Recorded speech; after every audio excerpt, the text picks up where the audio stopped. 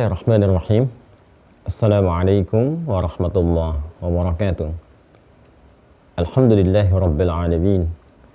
Wassalatu wassalamu ala rasulillahil karimil amin. Nabiyyina Muhammadin wa ala alihi wa sahbihi ajma'in wa ba'd. Faya ahbaballahi wa ahbaba rasulihi sallallahu alaihi wasallam. Usi nafsi wa iyyakum bitaqwallahi faqad fazal muttaqun. فلا تموتن إلا وأنتم مسلمون فقال تعالى يا أيها الذين آمنوا اتقوا الله حق تقاته ولا تموتن إلا وأنتم مسلمون. Bersyukur pada Allah Subhanahu wa taala. Alhamdulillah kita kembali diberikan kesempatan untuk beraktivitas. Semoga seluruh aktivitas yang telah kita tunaikan, sedang kita laksanakan dan akan kita rencanakan diridhai oleh Allah Subhanahu wa taala. Kita juga bermohon kepada Allah semoga hamba-hamba Allah yang berkehidupan sampai dengan detik ini namun belum beriman kepada Allah diberikan kekuatan kepada jiwa dan lisan mereka untuk mau bersyahadat sebelum wafat dan kembali kepada Allah Subhanahu wa taala. Semoga para pelaku maksiat dan boleh jadi kita termasuk di antara mereka diberikan kelembutan pada jiwa untuk mau bertobat, menata aktivitas lebih berkualitas sehingga melahirkan kualitas kehidupan yang lebih baik, hayatan thayyibah, dan semoga diwafatkan dalam keadaan husnul khatimah. Alhamdulillah sampai dengan kesempatan kali ini kita telah mencoba untuk mendalami tuntunan pokok dalam syariat Islam berupa ilmu pengetahuan yang diharapkan dengan itu mampu menguatkan pokok keimanan kita dan melahirkan keyakinan tanpa ragu di dalam jiwa yang mengikat pada keadaan diri kita sehingga dengan itu bisa memancarkan cahaya-cahaya kebaikan dalam wujud, perilaku atau akhlak yang mulia. Dan dengan itu kita telah mencoba membahas alhamdulillah dengan cukup mendalam pokok-pokok dalam bab keimanan, khususnya pada 6 rukun iman, baik dengan pendekatan sumber Al-Quran Al-Karim juga hadis-hadis Nabi Muhammad SAW. Dan kita telah juga mendapati formula kehidupan yang kita dapatkan dari pendalaman pembahasan yang dimaksudkan. Dan saat ini alhamdulillah kita telah masuki kepada aspek-aspek penyempurna dari penjelasan Nabi SAW untuk bisa memaksimalkan fungsi 6 simpul dimaksud sehingga melahirkan ketenangan, kedamaian, ketentraman, dan puncaknya adalah keadaan manusia yang paripurna sesuai dengan petunjuk dan ridha Allah Subhanahu wa taala. Semoga semua itu dijadikan oleh Allah Subhanahu wa taala, dinilai oleh Allah sebagai amal ibadah yang diikhlaskan, dan semoga dengan itu semua mengantarkan kita kepada rahmat Allah Subhanahu wa taala baik di dunia terlebih di akhirat kelak. Baiklah, kita akan mencoba melanjutkan tentang perkara-perkara hal-hal yang mampu menguatkan iman dan juga dengan itu mampu menjaga keadaan diri kita sehingga tetap stabil dalam kebaikan. Sebelum kita lanjutkan pembahasan di hadis Al-Bukhari, kitab Sahih Al-Bukhari di Kitabul Iman yang menerangkan kepada kita tentang petunjuk Nabi SAW khususnya dalam mengoptimalkan tentang bab atau subtopik rukun iman, saya akan berikan dulu satu bagan yang bagan itu akan menyambungkan pada pembahasan-pembahasan hadis yang akan kita kaji. Sekaligus nanti di situ kita akan mengevaluasi dalam setiap tahapan-tahapan yang telah kita pelajari. Karena saya sampaikan di pertemuan yang lalu, bab selanjutnya di hadis adalah tentang amalan-amalan. Kan kita telah dapatkan 2 amalan, kemudian kita akan coba tuliskan, kita akan lihat, evaluasi. Setiap kali kita masuk kepada bab yang baru, bab yang kemarin sudah mutlak ya. Nah, harus mengikat diri kita untuk coba diamalkan sesuai dengan kemampuan kita. Karena ingat, hisab orang yang telah berilmu dengan yang belum berilmu, itu ada berbeda. Ingat ya, hisab orang yang telah berilmu dengan yang belum berilmu. Berilmu itu sudah tahu. Sudah tahu hukum dengan yang belum tahu hukum itu berbeda. Anak kecil belum tahu hukum, belum sampai kepada masa baligh, maka belum dituliskan apa yang dilakukan, belum dihisab apa yang dikerjakan. Orang dewasa yang sudah masuk masa baligh, terkumpul banyak informasi pada dirinya, telah matang keadaan diri, telah bisa mengetahui, memilah dan memilih mana yang benar, mana yang salah, berlaku hisab untuknya. Setiap kali dia mendapatkan informasi, belajar sesuatu, maka ujian berlaku untuknya. Ingat itu, ya. Ini sudah fitrah hidup. Karena itu dalam fase formal pun saat seseorang belajar pendidikan formal, ketika diberikan pengetahuan, ilmu, setelah itu ujian. Silahkan dicek anak-anak kita. Sekarang kan masa libur ya. Libur kan setelah ujian kan. Kemudian menerima rapot kan. Ya itulah fitrah hidup. Di dunia saja kita sudah diberikan gambaran. Ya, kita harus menyadari itu dengan penuh kejujuran bahwa satu saat pun fitrah itu akan melekat dalam kehidupan akhirat.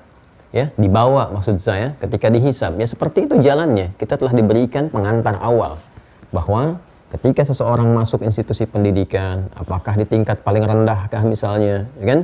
TK, SD, SMP, kemudian SMA sampai ke kampus. Awalnya diisi kan, diinstal dengan pengetahuan, masuk ilmu.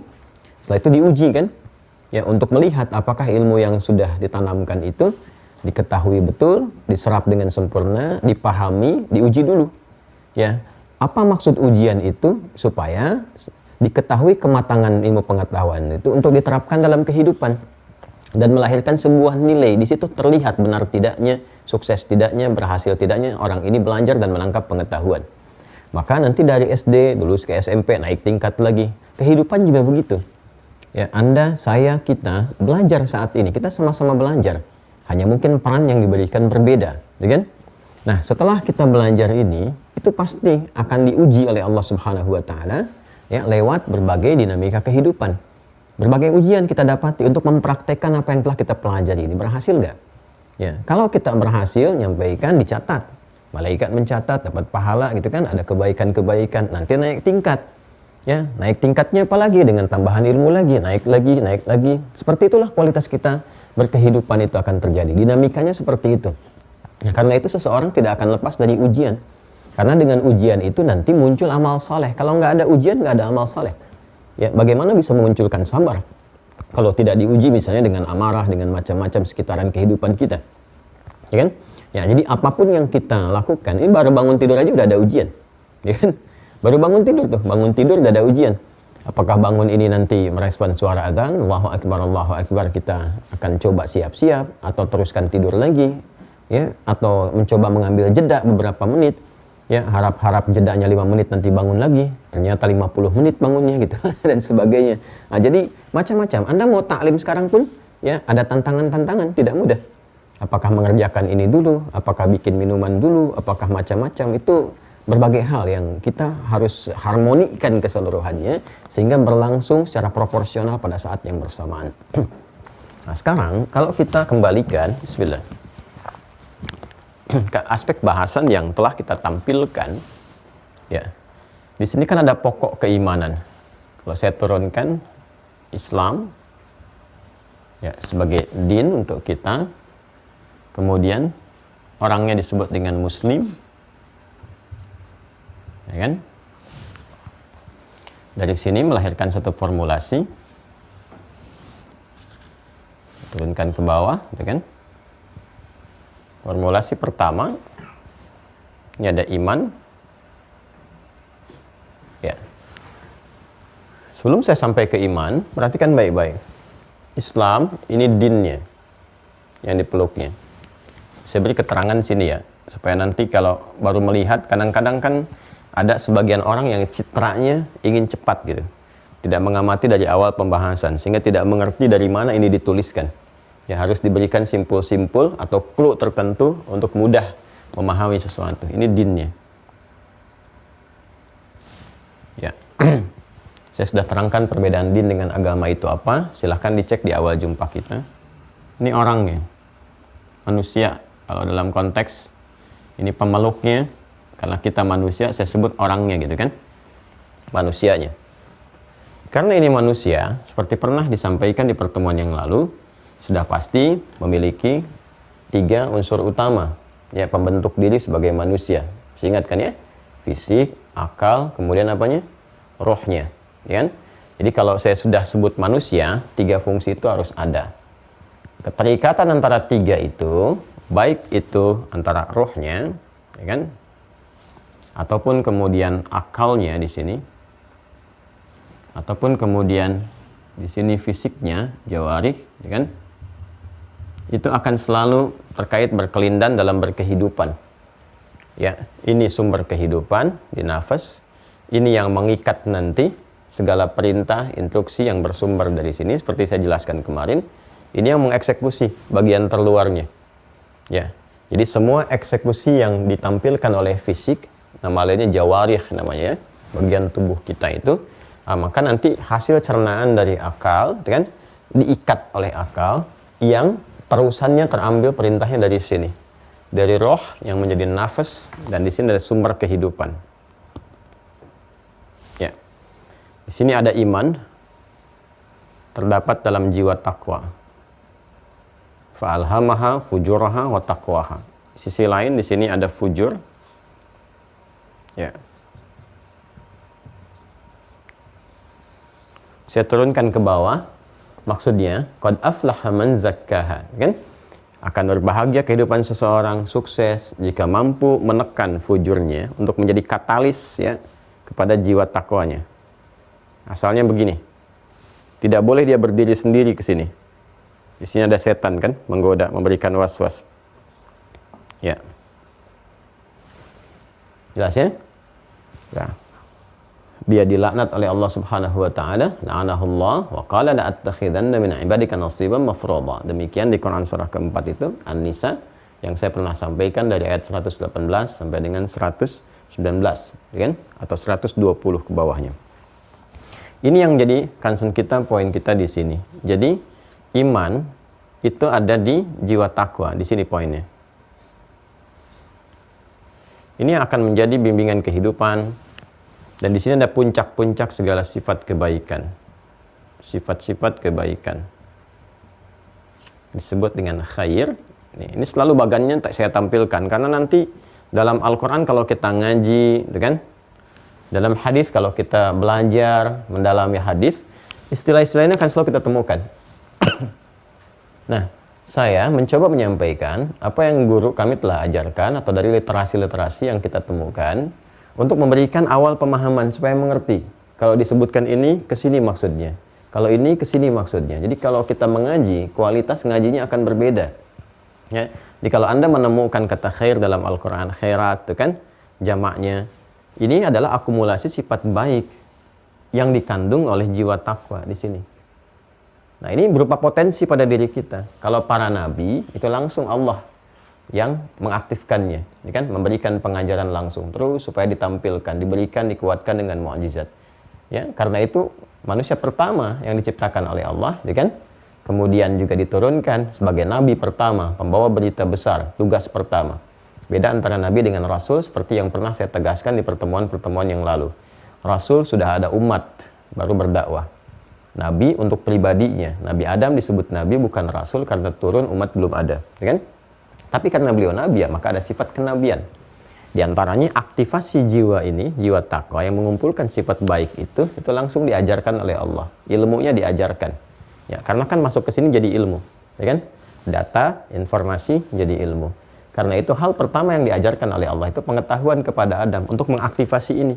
Sehingga siap menjalani fungsi kehidupan. Itu yang dimaksudkan di Al-Baqarah ayat 31. Hati-hati ya, kita sudah agak dalam ngajinya. Karena sudah lebih daripada 40 video. Kalau Anda fokus, kita akan naik step pemahamannya gitu. Agak tinggi cara kita memahaminya. Perhatikan Quran surah kedua Al-Baqarah ayat 31. وَعَلَّمَ آدَمَ الْأَسْمَاءَ كُلَّهَا. Allah mengajarkan langsung, ya kan, berbagai hal. Jenis-jenis, nama-nama, aspek-aspek pengetahuan yang dibutuhkan. Untuk apa? Menjalani fungsi kehidupan di muka bumi sebagai khalifah.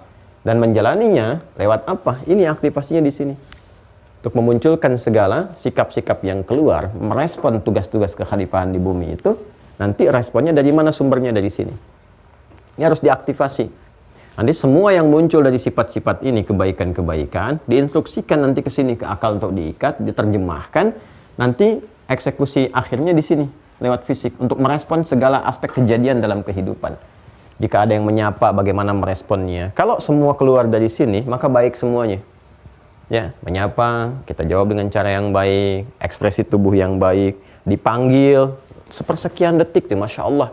Inilah kuasa Allah Subhanahu wa taala menjadikan sistem kehidupan kita secara personal berlangsung sangat luar biasa. Ya. Makanya ini kompleks sekali. Silahkan Anda yang berprofesi sebagai dokter spesialis misalnya, ya saya saja pernah waktu itu berobat mata gitu kan, mengecek ketajaman penglihatan dan sebagainya. Begitu masuk ke ruangan dokter tuh, Masya Allah.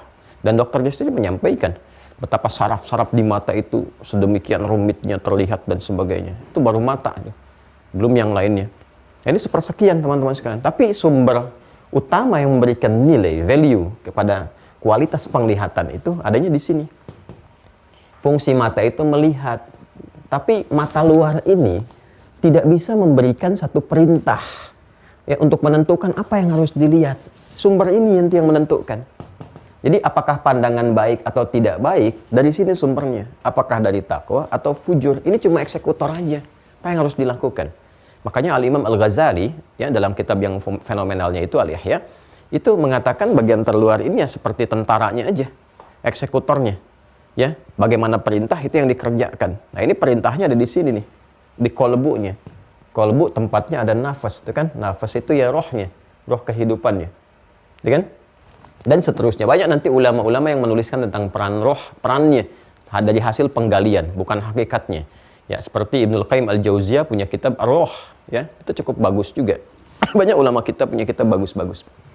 Nah, untuk bisa menguatkan ini sehingga segala apa yang diperintahkan oleh ini bisa diikat dengan baik oleh akal, dicerna dan sehat akan akal mencerna. Ini mencerna kan mengikat. Ya. Sehingga kalau dari sini pun sama, kalau dari sini perintahnya diikat oleh ini berbahaya juga. Terjemahkan nanti. Ini yang sering Anda sebut akal-akalan dan sebagainya, itu kan?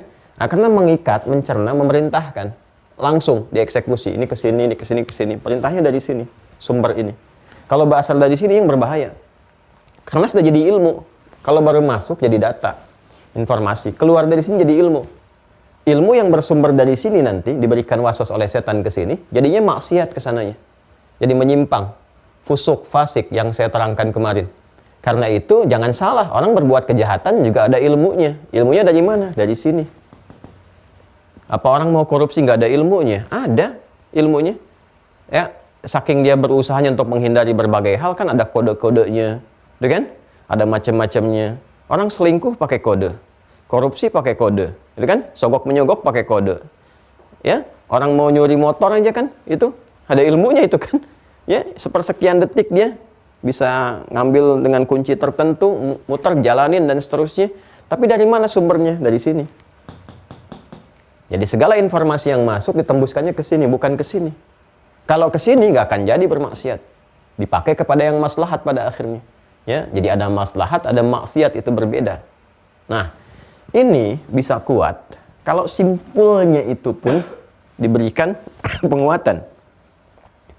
Ya, simpulnya, rukunnya, pokoknya, pondasinya. Jadi itu yang berjumlah 6 itu. Karena di dalamnya ada cahaya iman, ya kan? Maka simpulnya disebut simpul iman. Rukunnya, rukun iman. Pondasinya, pondasi iman. Karena simpul itu berguna untuk mengikat, supaya mengikat jiwa takwa ini kuat, gitu kan? Nah, keadaannya disebut dengan akidah. Karena itu iman disebut juga dengan akidah untuk menunjukkan kepada simpulnya ini. Paham ya? Nah, dari sini ketika kita akan kuatkan ada berapa simpulnya, rukunnya? Yaitu yang disebut ada 6 itu. 1, 2, 3, ya kan? 4, 5, 6. Sudah kita sebutkan satu persatu, ya kan? Dari mulai iman kepada Allah, ya kan?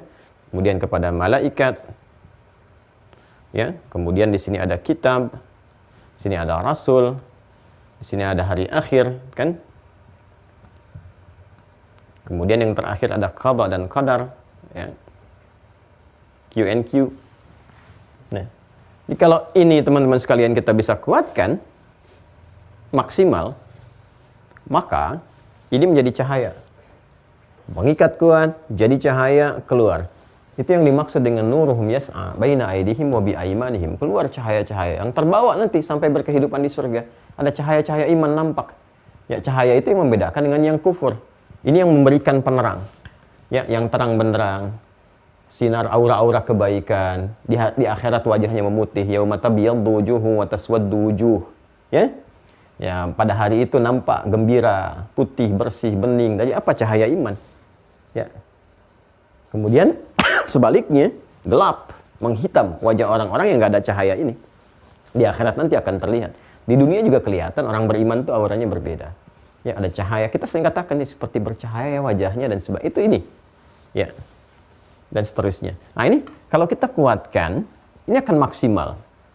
Penguatannya lewat apa? Ilmu itu. Karena ilmunya, teman-teman sekalian, terkait dengan penguatan akidah, kan? Terkait dengan penguatan rukun, simpul, dan sebagainya, maka para ulama pun menamai ilmu yang dimaksudkan untuk menguatkan ini dengan nama ilmu akidah.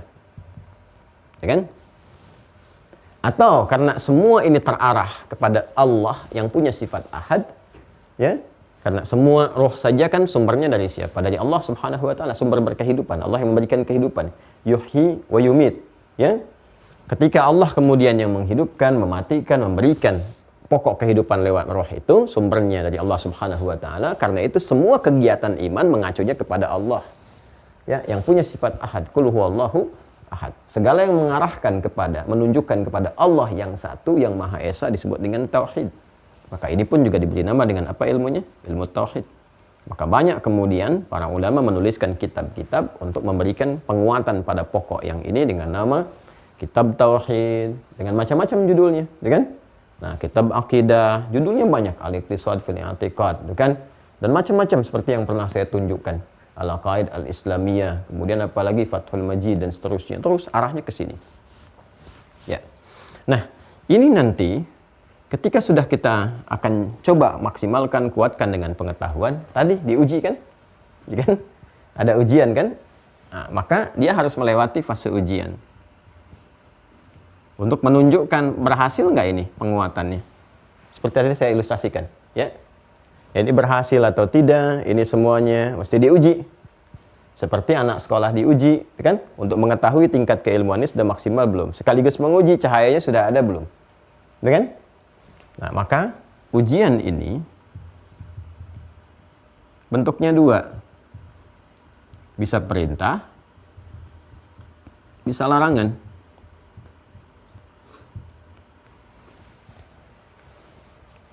Karena iman, takwa, gambaran dari bawaan roh, gitu kan? Ini.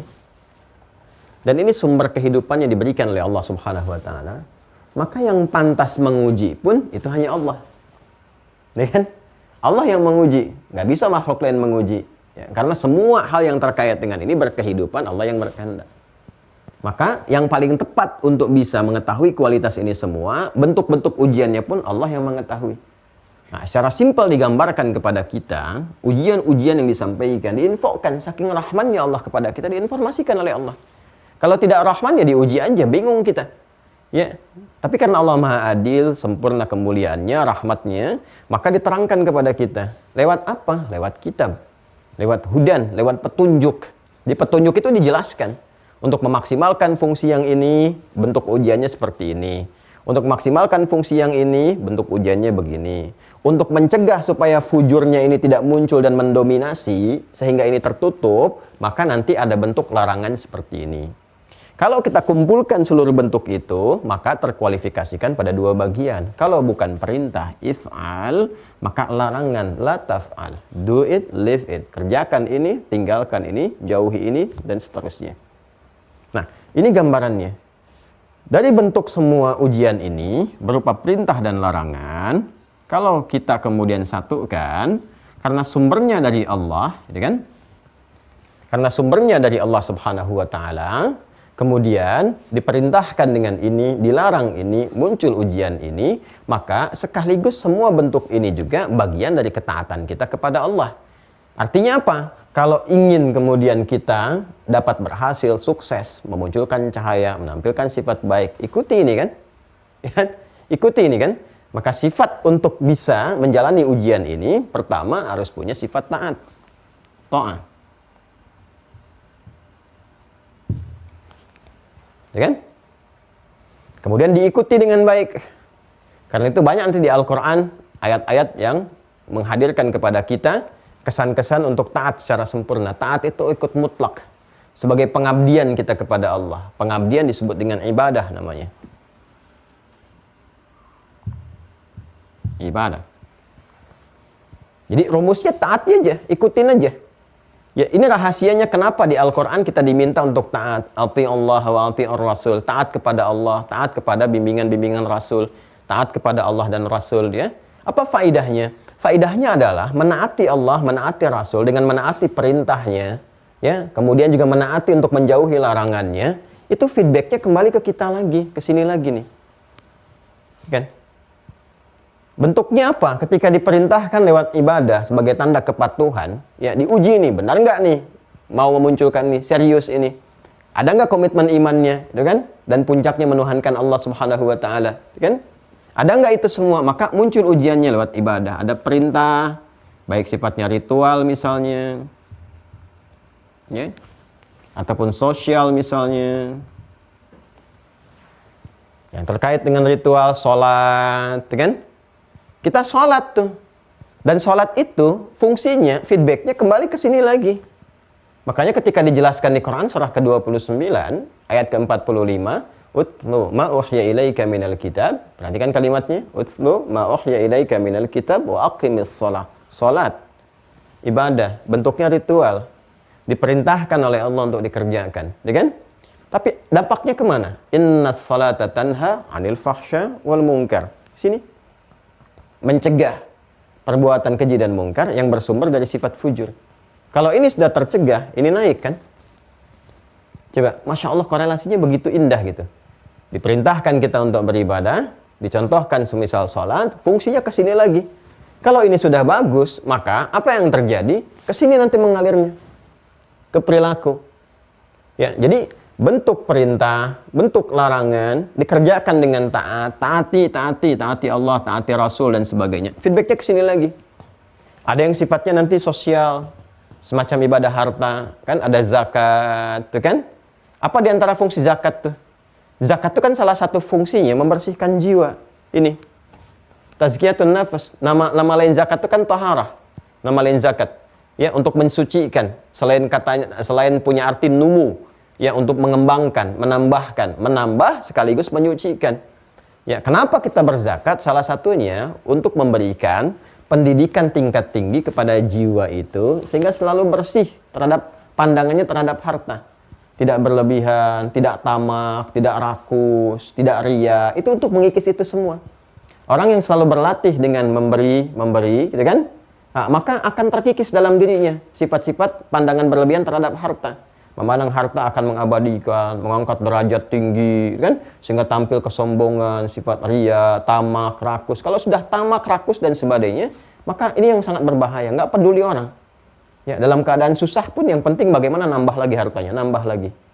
Nah, ini yang berbahaya. Karena itu, ini membentuk sifat sosial dalam diri kita.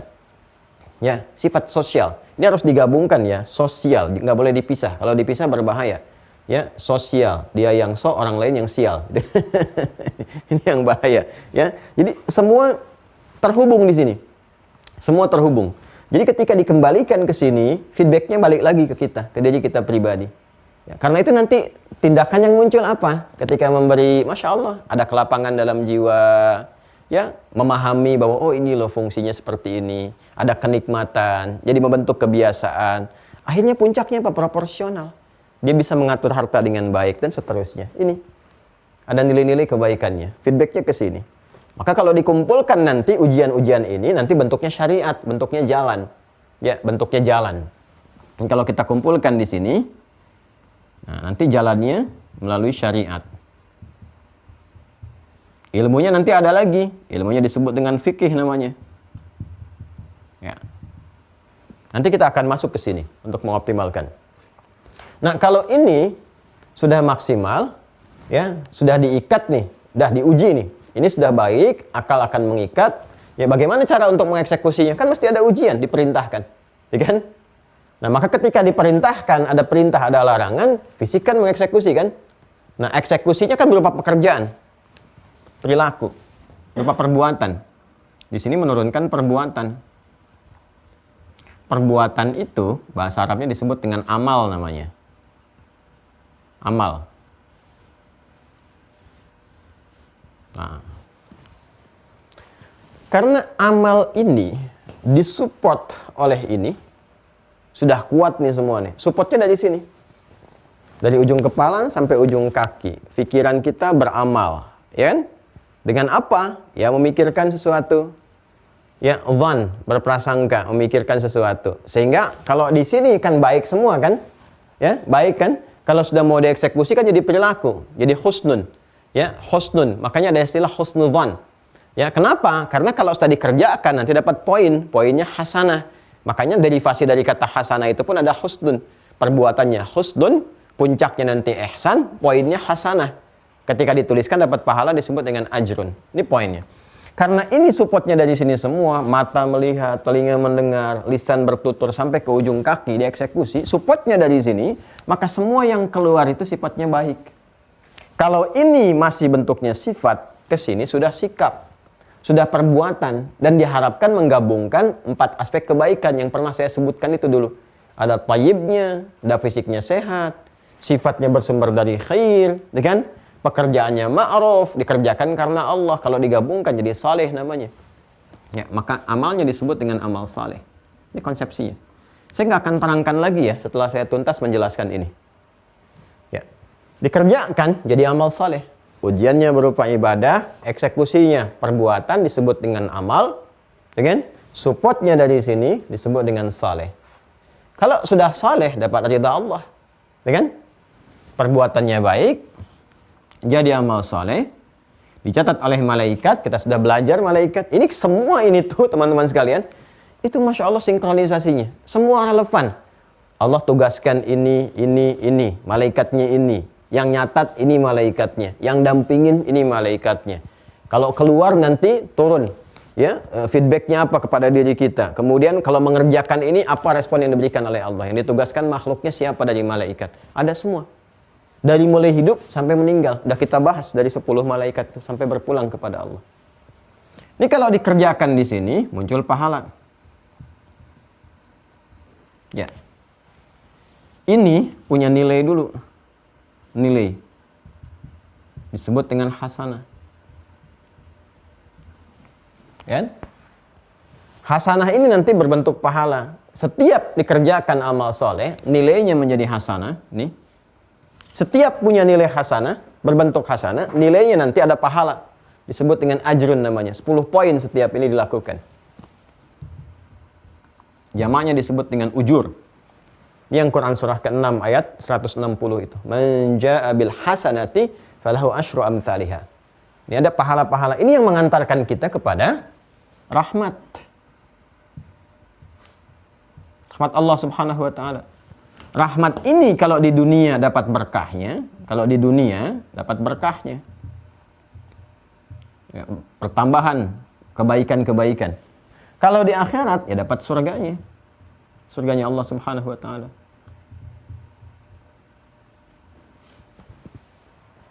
Ya.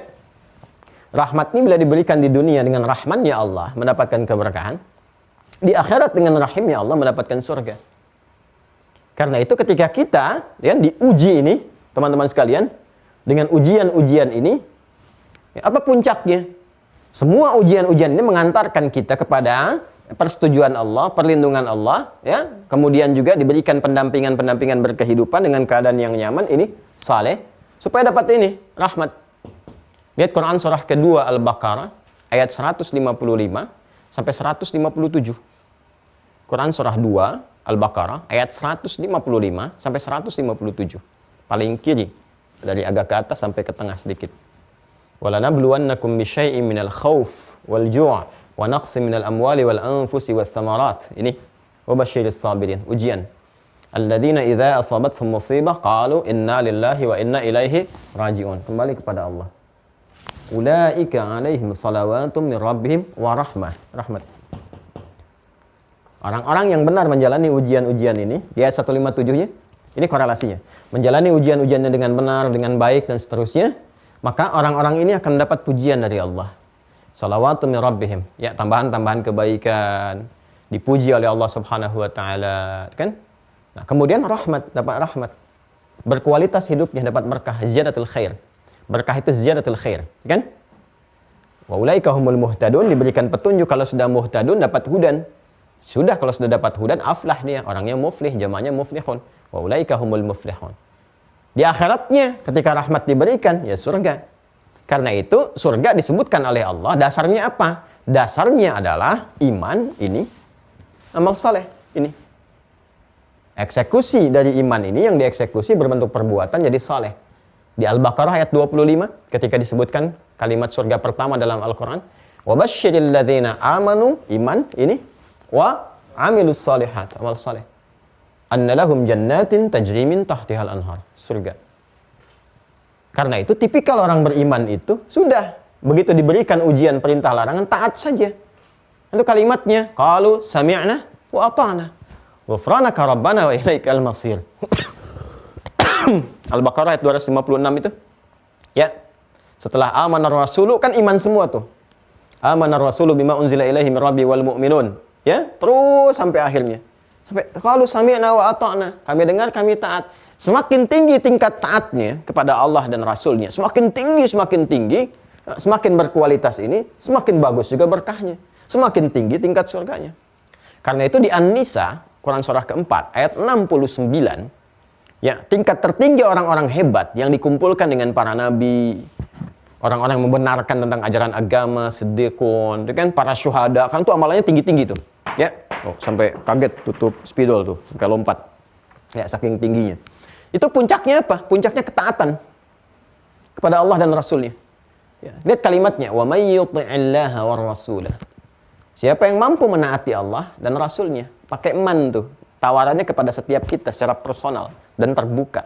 Siapa yang mampu menaati Allah dan Rasulnya, itu sami'na wa ata'na, sami'na wa ata'na. Pokoknya diperintahkan sami'na wa ata'na. Dilarang nih sami'na wa ata'na. Kerjain aja. Ya, kerjain aja. Maka apa yang terjadi? Faulaika ma'al ladzina an'amallahu 'alaihim. Maka mereka itu akan disatukan, dikumpulkan bersama orang-orang yang sudah mendapatkan nikmat dari Allah. Ya, nikmat. Jadi ada orang-orang yang berkehidupan di dunia itu nikmat saja. Nikmat, dapat berkah terus. Apapun yang dia kerjakan. Kan zaman Nabi itu banyak yang kaya juga banyak. Bahkan kebangetan kayanya. Kaya banget, kebangetan kayanya. Level yang tertingginya. Abdurrahman bin Auf, Utsman bin Affan dan sebagainya. Setelah selesai kehidupan di dunia pun asetnya masih ada, kayak Utsman bin Affan itu masih mengalir terus. Yang pejabat banyak, pejabat publik banyak, itu kan? Nah, sampai level-level tertinggi, yang ilmuwan, begawan keilmuan banyak. Sampai yang pakai tenaga, semua level, tapi berkah semua hidupnya gitu. Dan di akhirat pun tertinggi. Faulaika ma'al ladzina an'ama Allahu 'alaihim minan nabiyyina was-siddiqina wasyuhada was-shalihin. Ini. Dan orang-orang saleh yang setiap kehidupan dunianya ini dia siapkan untuk menun perbuatan-perbuatan yang diridhai oleh Allah Subhanahu wa taala. Di puncaknya ini. Ya, karena itu kembali ke sini dasarnya ini. Sami'na wa ata'na, sami'na wa ata'na, sami'na wa ata'na. Diperintahkan apapun dia kerjakan. Dilarang apapun dia tinggalkan. Kalau konsisten dengan ini semuanya, dapat kita ini semua. Maka, teman-teman sekalian, kalau kita maksimalkan semua ini, kita kerjakan, ini konsepsi ke bawahnya ya. Konsepsi ke depannya seperti ini. Ini kalau ini kan ke bawah, penjelasan detail ke bawahnya. Kedalamannya, kalau ini kedalamannya. Nah ini kalau kita teruskan ke sini, kan ada respon nih. Ya kan? Perbuatan yang soleh ini, ya, perangai perbuatan yang soleh ini, kan melahirkan tampilan, jadi penghias dalam kehidupan kita. Ya, mata soleh memandang baik kan? Kemudian tangan soleh mengerjakan suatu baik. Kalau semua tampil baik, indah kan kelihatannya. Ya kan? Indah, tampil, memukau, mulia, ada suatu sikap moral yang bagus, orang menyebutnya sekarang demikian, ada karakter moralnya di sini, karakter kerjanya di sini. Kalau dikumpulkan karakter moral dan karakter kerja dalam istilah kekinian, itu disebut akhlak namanya. Ini orang sekarang menyebut karakter moral ini, kan? Ini disebut karakter kinerja, gitu kan? Kalau dikumpulkan dua ini jadi akhlak namanya, akhlak, akhlak.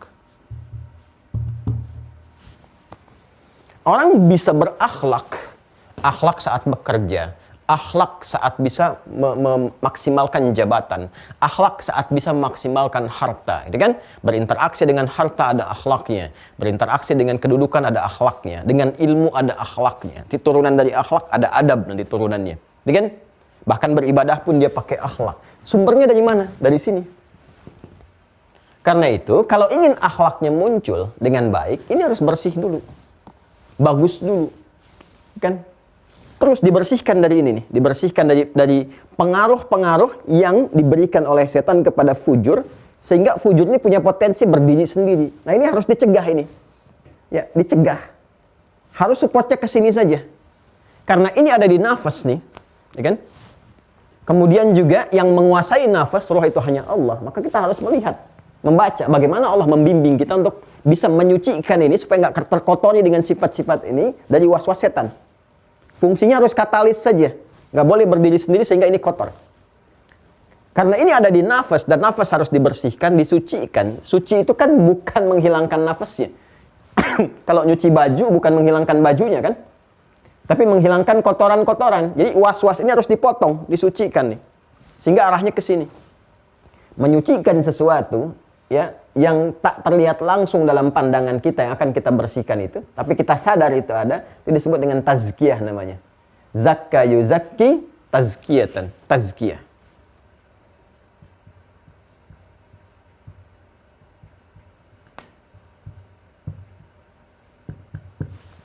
Ya. Zakka yuzakki tazkiyatan.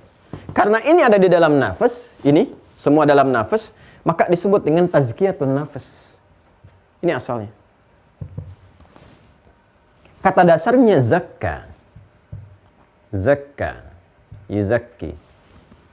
Ya, zakka yuzakki. Jelas ya? Zakka yuzakki. Kalau orang Sunda biasanya Z sering diganti dengan J. Ya, jaka. Ya, jaka. Asalnya sama dari zakka itu. Zaka, jaka, jaka sembung, jaka baring kalau ke Palembang, kan? Jaka tingkir dan sebagainya. Ya, itu dari zakka asalnya. Kalau kita ambil dari serapan bahasa Arabnya. Ya, zakka seperti F jadi P gitu kan. Nah, itu ada beberapa di lidah ya, di sebagian suku di Indonesia F jadi P. Ada orang mengatakan orang Sunda susah bilang F. Wah, itu fitnah gitu kan. F. Nah ini zakka yuzakki. Ini zakka nggak pakai titik dua, ini zakka yuzakki begini. Ya, karena itu di surat Asy-Syams surah ke-91 ayat 7 sampai dengan ayat 10 digunakan bentuknya bentuk ini, kata kerja. Ya, wa nafsiu nafs, wa nafsiu wa ma sawwaha, kan? Fa'alhamaha fujuraha wa taqwaha. Qad aflaha man zakkaha. Hanya ke nafas karena ini muannas majazi. Ya, muannas itu yang bisa melahirkan cabang. Ya, berketurunan cabang. Dari nafas kan ada ini, ada takwa, ada fujur. Karena dia bisa bercabang, maka menggunakan bentuk muannas. Ya, muannas itu asalnya bukan perempuan, asalnya. Ya, asal kata dari muannas itu maknanya adalah sesuatu yang bercabang. Ya, terus bertambah, berketurunan. Karena perempuan bisa mengandung dan melahirkan, maka masuk kategori muannas. Lawannya mudzakkar. Ya, mudzakkar. Kenapa laki-laki menggunakan kata mudzakkar? Ya kan?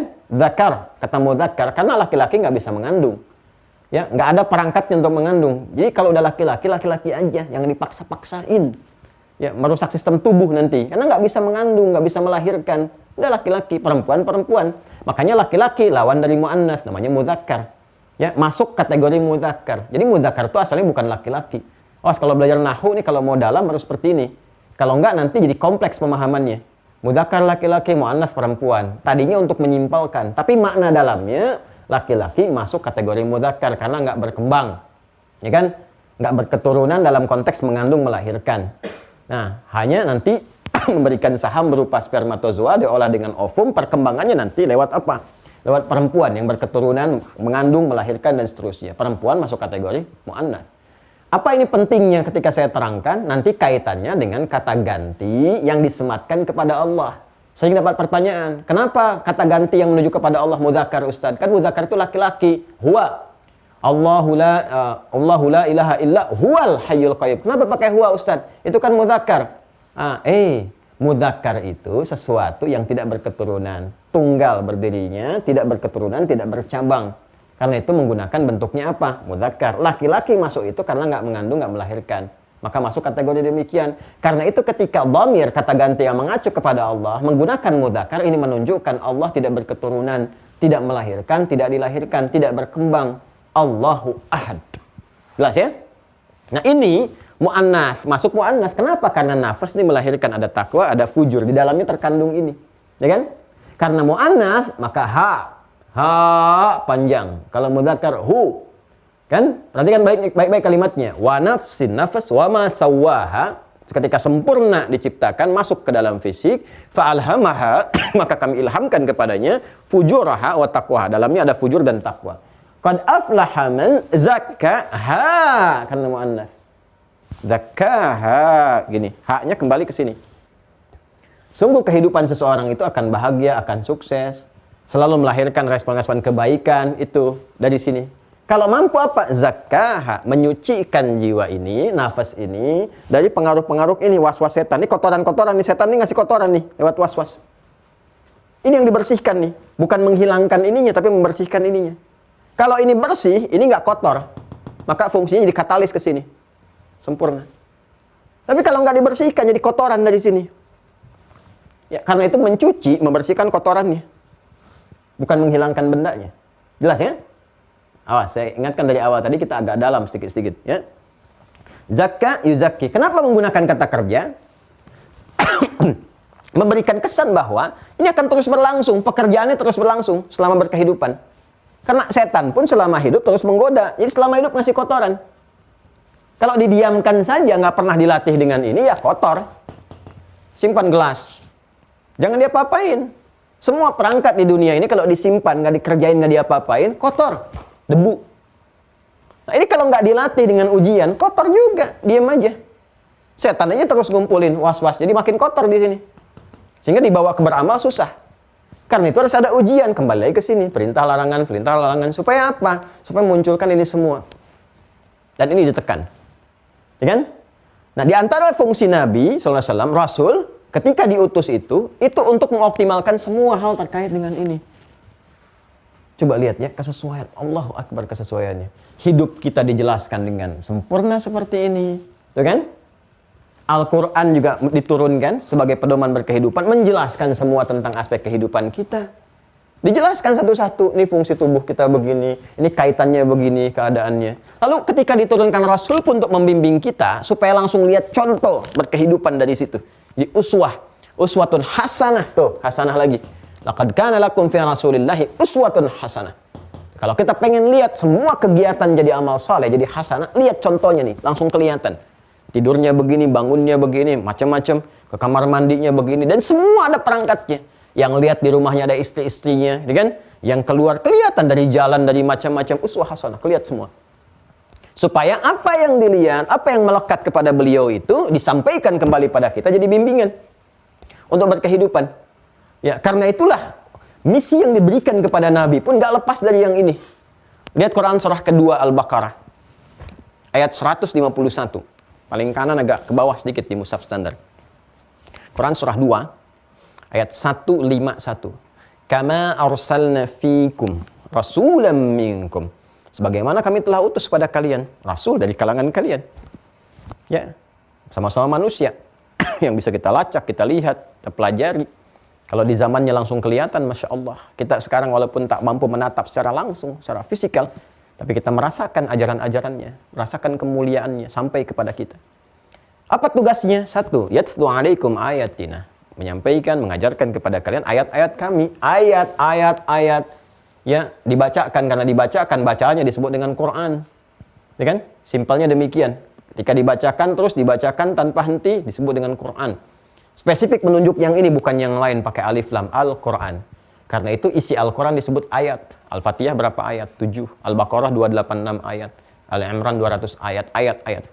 Yatlu alaikum ayatina. Apa tujuan dari semua itu? Wa yuzakkihim. Ini tazkiyah. Yuzakki. Tuh.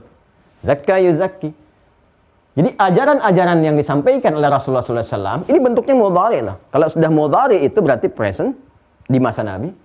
Continuous, berlangsung setiap generasi, dan future, sampai kapanpun. Sampai kehidupan berakhir. Sudah pakai fi'il mudhari ini. Satu diantara Anita. Hamzah, Nun, Ya, Ta. Ini. Progresif terus. Artinya abadi ajarannya. Walaupun nabinya meninggal, ajarannya dijaga oleh Allah. Abadi terus. Ya, Quran terus. Penjelasan Nabi terus dijaga. Ya, penjagaan Allah kepada Al-Quran dengan lafaz.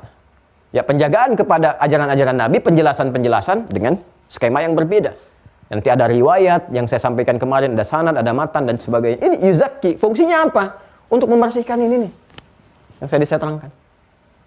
Ya, jadi ayat-ayat yang diturunkan pedoman-pedoman, kalau kita baca, kita ngaji, membimbing jiwa kita lebih bagus ini. Ya kan? Diterangkan kepada kita bagaimana untuk bisa mempelajari itu. Ada penjelasannya. Wa yu'allimuhumul kitab. Tadi kan kalimatnya. Kama arsalna fikum rasulan minkum yatslu 'alaikum ayatina, satu Al-Qur'an. Wa yuzakkihim, ini tujuannya maksudnya ini. Wa yu'allimuhumul kitab, menjelaskan semua ini yang terkandung dalam ayat-ayat tadi, dijelaskan oleh beliau, diajarkan langsung, dipraktekkan. Hasanah. Lewat hadis-hadis. Wal hikmah. Apa esensinya? Apa hikmah? Dijelaskan. Kalau kamu begini, ini maksudnya seperti ini. Kalau diperintahkan sholat, maksudnya begini. Diperintahkan zakat, hikmahnya begini. Perintahkan haji, hikmahnya begini. Wa yu'allimukum ma lam takunu ta'lamun. Wa yu'allimukum ma lam takunu ta'lamun. Perhatikan baik-baik. Kama arsalna fikum rasulan minkum yatslu 'alaikum ayatina wa yuzakkikum wa yu'allimukumul kitaba wal hikmah wa yu'allimukum ma lam takunu ta'lamun, dan mengajarkan kepada kalian apa yang kalian belum ketahui. Ya, Masya Allah. Nabi sampaikan dari dulu, nyampaikan Al-Quran, kita belum tahu. Setelah 15 abad, baru diriset, baru ketahuan. Oh, ditemukanlah dalam tubuh, kelihatan. Ternyata yang terbukti di Al-Quran disebutkan, Quran surah 22 ayat 5 itu, Al-Hajj, tentang proses dalam kandungan sampai terlahir, termasuk di Al-Mu'minun nanti. Ya, dari ayat 11 sampai ke 13-nya. Ya, itu kan disebutkan bagaimana kejadian dalam rahim. Diriset baru kemudian. Ya, mau kemana USG? Oh, di USG dia... Ini yang 3 dimensinya, ini yang 4 dimensinya, macam-macam. Dan seterusnya. Terbukti kemudian. Astronomi baru kelihatan kalau kita ini berada dalam satu ruang dan seterusnya. Ini. Dan indahnya itu kan dari dua Nabi juga, Nabi Ibrahim, Nabi Ismail. Ya, di Al-Baqarah 129. Baru diwujudkan di era Nabi Muhammad SAW di Al-Baqarah ayat 151. Ya. Kama arsalna fikum rasulan minkum yatslu 'alaikum ayatina wa yuzakkikum wa yu'allimukumul kitaba wal hikmah wa yu'allimukum ma lam takunu ta'lamun. Nah, maka tugas Nabi mengajarkan kita semua lewat praktek, ya, lewat perbuatan-perbuatan yang mensupport itu semua untuk memaksimalkan fungsi-fungsi ini. Kemudian juga ini dijelaskan tata caranya. Jadi ini dijelaskan seperti ini cara menguatkannya. Ini dijelaskan dengan ilmunya juga, bahkan contohnya, kalau ritual begini caranya, kalau zakat sepersegini kalau dikeluarkan, kalau di kebun begini, kalau ada airnya hujan dari langit begini sekian kadarnya, kalau pakai pengairan sistem sendiri sekian kadarnya, kalau beternak dijelaskan, kalau unta segini, kalau misalnya sapi dan turunannya segini, kalau kambing segini, dan seterusnya. Jelaskan. Nanti wujudnya dalam bentuk perbuatan. Nah, dari sekian banyak trigger ini yang bisa menguatkan iman sekaligus, berupa amalan, digabungkan jadi satu, dikumpulkan oleh Imam Al-Bukhari dalam Kitabul Iman. Kita telah pelajari 2. Ya, pertama terkait sifat al-haya, 1, berarti kumpulan akhlak itu satu. Yang pertama al-haya, gitu kan? Nih. Wah, kalau kita ingin maksimalkan ini, praktek pertama, 1, malu. Ya, kalau harus berbuat maksiat, kalau menyimpang itu malu. Rasa malu harus ada untuk menyimpang. Malu kalau ngikutin fujur. Malu kalau ngikutin setan. Masa mau disebut orang ikut setan? Kalau ikut setan kan bahasa paling cepatnya kesetanan. Bapak Ibu kan nggak mau disebut kesetanan, ya? Ya kan? Kan sudah melekat tuh dalam lisan orang. Ya, ada kalimat-kalimat setan melekat pada apapun. Dia kesetanan, persetan, setan. Bahkan langsung disebutkan sifatnya dan seterusnya. Hal-hal yang kiranya sulit bagi kita untuk mengatakan. Tapi kan kita juga marah kalau disebut begitu. Nggak mau kan? Fitrah kita menolak kan? Ya kan? Silahkan kalau kita mendengar misalnya ada orang disebut dengan yang dilekatkan kepada setan itu dengan kalimat-kalimat tadi, kita pasti akan menolak. Karena fitrah kita nggak mau ada begini. Kalau nggak mau ya jangan diikutin. Udah nggak mau malah diikutin. Ya, tahu bohong itu kalau keluar jadi perbuatan support dari setan, diikutin. Bohong juga, nyogok juga, korupsi juga, bikin hoax juga, mencela juga. Ya, itu ngikutin ini. Karena itu kata Allah malu nanti. Ya, lewat lisan Nabi malu kalau di akhirat nanti dimasukkan pada golongan pengikut setan. Apa nggak malu tuh? Ya, di dunia aja nggak mau disebut demikian, kok perbuatannya diikutin. Harus malu ini. Maka malu itu bagian dari iman. Al-haya'u minal iman. Syu'batan minal iman. Ya kan? Bagian dari satu cabang iman. Ini dijaga sampai akhir kehidupan. Sampai akhir kehidupan ini, turunan-turunan ini kita udah belajar 1. Dari berapa? dari 60 lebih bid'un wasitun. Ini kalau kita turunkan ke sini, kurang lebih formulasi yang ini tarik kan, ada lebih daripada 60. 60 plus. Plusnya antara 1 ke 10. Ya, atau 3 ke 9. Bid'un namanya. Ya. Kalau dikaitkan dengan aspek masa kita berkehidupan, ya, kata Nabi, ya umur umatku ya sekitar mabaina sittin wa sab'in, antara 60 ke 70. Pas benar dengan ini. Ya. Wa qalilu ma yazidu 'ala dzalik, sedikit yang melampaui itu. Sedikit yang melampaui. Ya, umat Nabi kan banyak. Ya, kalau misalnya 2-3 miliar, kalau digabung dengan dulu-dulu kan, sampai ke 15 abad, ya taruhlah kita kumpulkan misalnya. Kalau sampai sekarang 2-3 miliar, ya sedikitnya dari segitu berapa?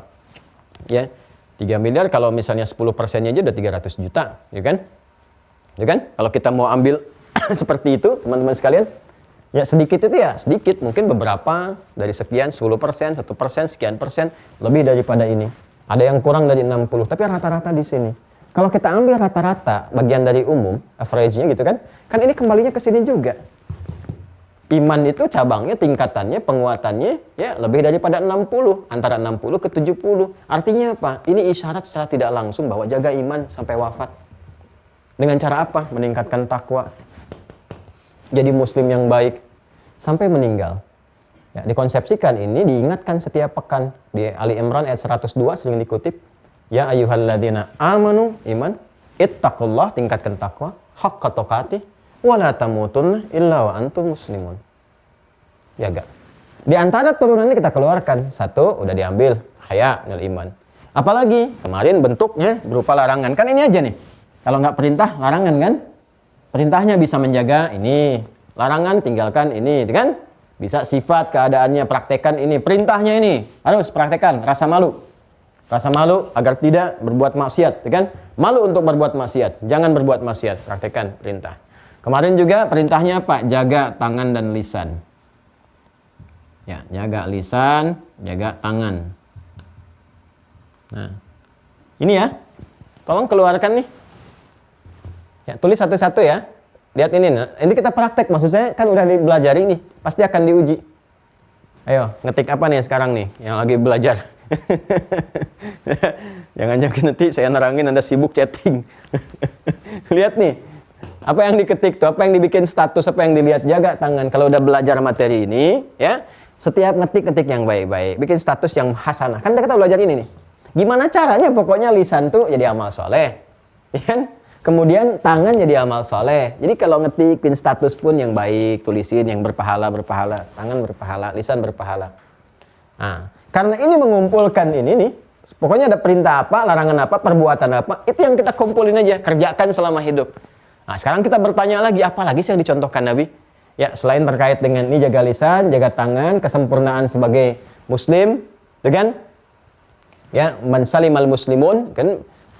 Min lisani wa yadihi, ya, orang Islam yang bagus itu, yang al-muslimu, orang Islam yang hebat, yang sempurna, yang baik, kan? Ialah orang yang mampu mendamaikan, menenangkan orang Islam sekitarnya dan orang-orang masyarakat sekitarnya dari apa? Ya, dari perbuatan lisan dan tangannya. Jaga supaya jadi amal soleh. Sekarang pertanyaannya, apalagi sih yang bisa men-trigger gitu kan? Mensupport supaya amal solehnya ini muncul, ininya keluar dan menunjukkan bukti ketaatan, kekuatan iman dan takwa kita kepada Allah. Nah, ini yang akan kita kumpulkan terus. Dan ini mengantarkan kita untuk mengaji kembali bab yang selanjutnya. Ini mukadimahnya. Nah, jadi tugas Anda sekarang, begitu saya bacakan hadis tiap hari, Anda tambahkan ke ujung sana tuh. Ya. Jadi gimana caranya? Lisan pakai akhlak. Ya, tangan pakai akhlak. Ya kan? Al-haya bagian dari akhlak dan seterusnya. Nah, sekarang apalagi nih praktikalnya? Kita tinggal lihat aja masuk kemana nih yang kita baca ini. Apakah masuk ke langsung perbuatan, ataukah perintah larangan, atau masuk ke bagian pertama langsung ke simpul-simpul takwa, ya, hadis-hadis yang dijelaskan Nabi, tinggal kita keluarkan di ujung, bikin deh kurikulum, bikin bagan. Ya, jadi insan baik, insan paripurna, gitu kan? Nah, tinggal satu. Nah, ini al-haya udah saya praktekin belum nih? Lihat-lihat ujung kepala sampai ujung kaki. Terus lisan, tangan, hati-hati karena ini kalau sudah disebutkan berarti jadi organ inti. Ya, coba lihat inti kita beraktivitas kan dari khususnya yang sangat beresiko kan lisan. Ya, kepleset lisan bahaya. Ya, kepleset mata masih bisa kita kondisikan lagi, tahan. Kepleset lisan, wah itu menyebarnya cepat. Ya, kadang lisan itu tidak bicara tapi tangan nulis. Jadi berita kemana-mana. Sekarang apa yang ditulis di Singaparna bisa ke Singapura. Nyampainya. Apa yang ditulis di Chicago bisa nyampe ke Chicago gitu kan. Semua dalam saat yang bersamaan itu sudah bisa meluas. Maka hati-hati. Baru kita masuk kepada bab berikutnya. Masya Allah. Bismillahirrahmanirrahim. Kita teruskan. Sekarang bagian selanjutnya. Di halaman 23, bab it'amut ta'ami minal Islam. Udah nih, teruskan ya. Bab pembahasan sekarang it'amut ta'am. Berbagi makanan. Masya Allah, berbagi makanan nih. Tinggal nanti prakteknya bagaimana. Bab it'amut ta'am, berbagi makanan minal Islam, termasuk dari kesempurnaan ajaran Islam. Kalau sudah berbagi, share, praktek, berarti sudah ke perbuatan masuknya tuh. Ya, kalau perbuatan berarti sudah ke amal kan? Ya, berbagi makanan itu termasuk perbuatan, amal. Tapi bagaimana berbagi makanan itu menjadi soleh? Karena yang bagi makanan sekarang banyak. Bukan orang Islam saja, non-Muslim pun bisa bagi makanan. Ya, bagi-bagi makanan. Sekarang Masya Allah gitu ya, bentuknya macam-macam. Ada yang sembako, ada yang ini, ada yang itu. Tapi motifnya banyak. Apakah setiap berbagi bisa jadi soleh? Belum tentu. Ada motifnya yang politik, ya bagi-bagi sembako supaya terpilih misalnya. Ya, ada motifnya yang motif bisnis, ya bagi-bagi pakai giveaway supaya laku produknya dan seterusnya, ya atau macam-macam lah gitu ya, macam-macam di segala rupa. Ya. Nah sekarang mari kita lihat seperti apa ini. Ya bagian pertama kita bacakan dulu hadisnya. Qala haddatsana Amr ibn Khalid qala haddatsana Laits an Yazid an Abil Khair an Abdullah ibn Amr radhiyallahu ta'ala anhuma anna rajulan sa'ala an-nabiyya sallallahu alaihi wasallam ayyul islami khair. Ini menarik tuh.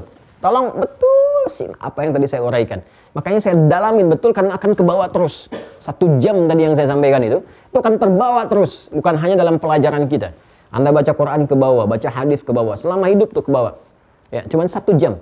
1 jam lebih dekat. 1 jam mendekatkan kita kepada Allah, menguatkan diri kita. Ini tolong ya maksimalkan betul.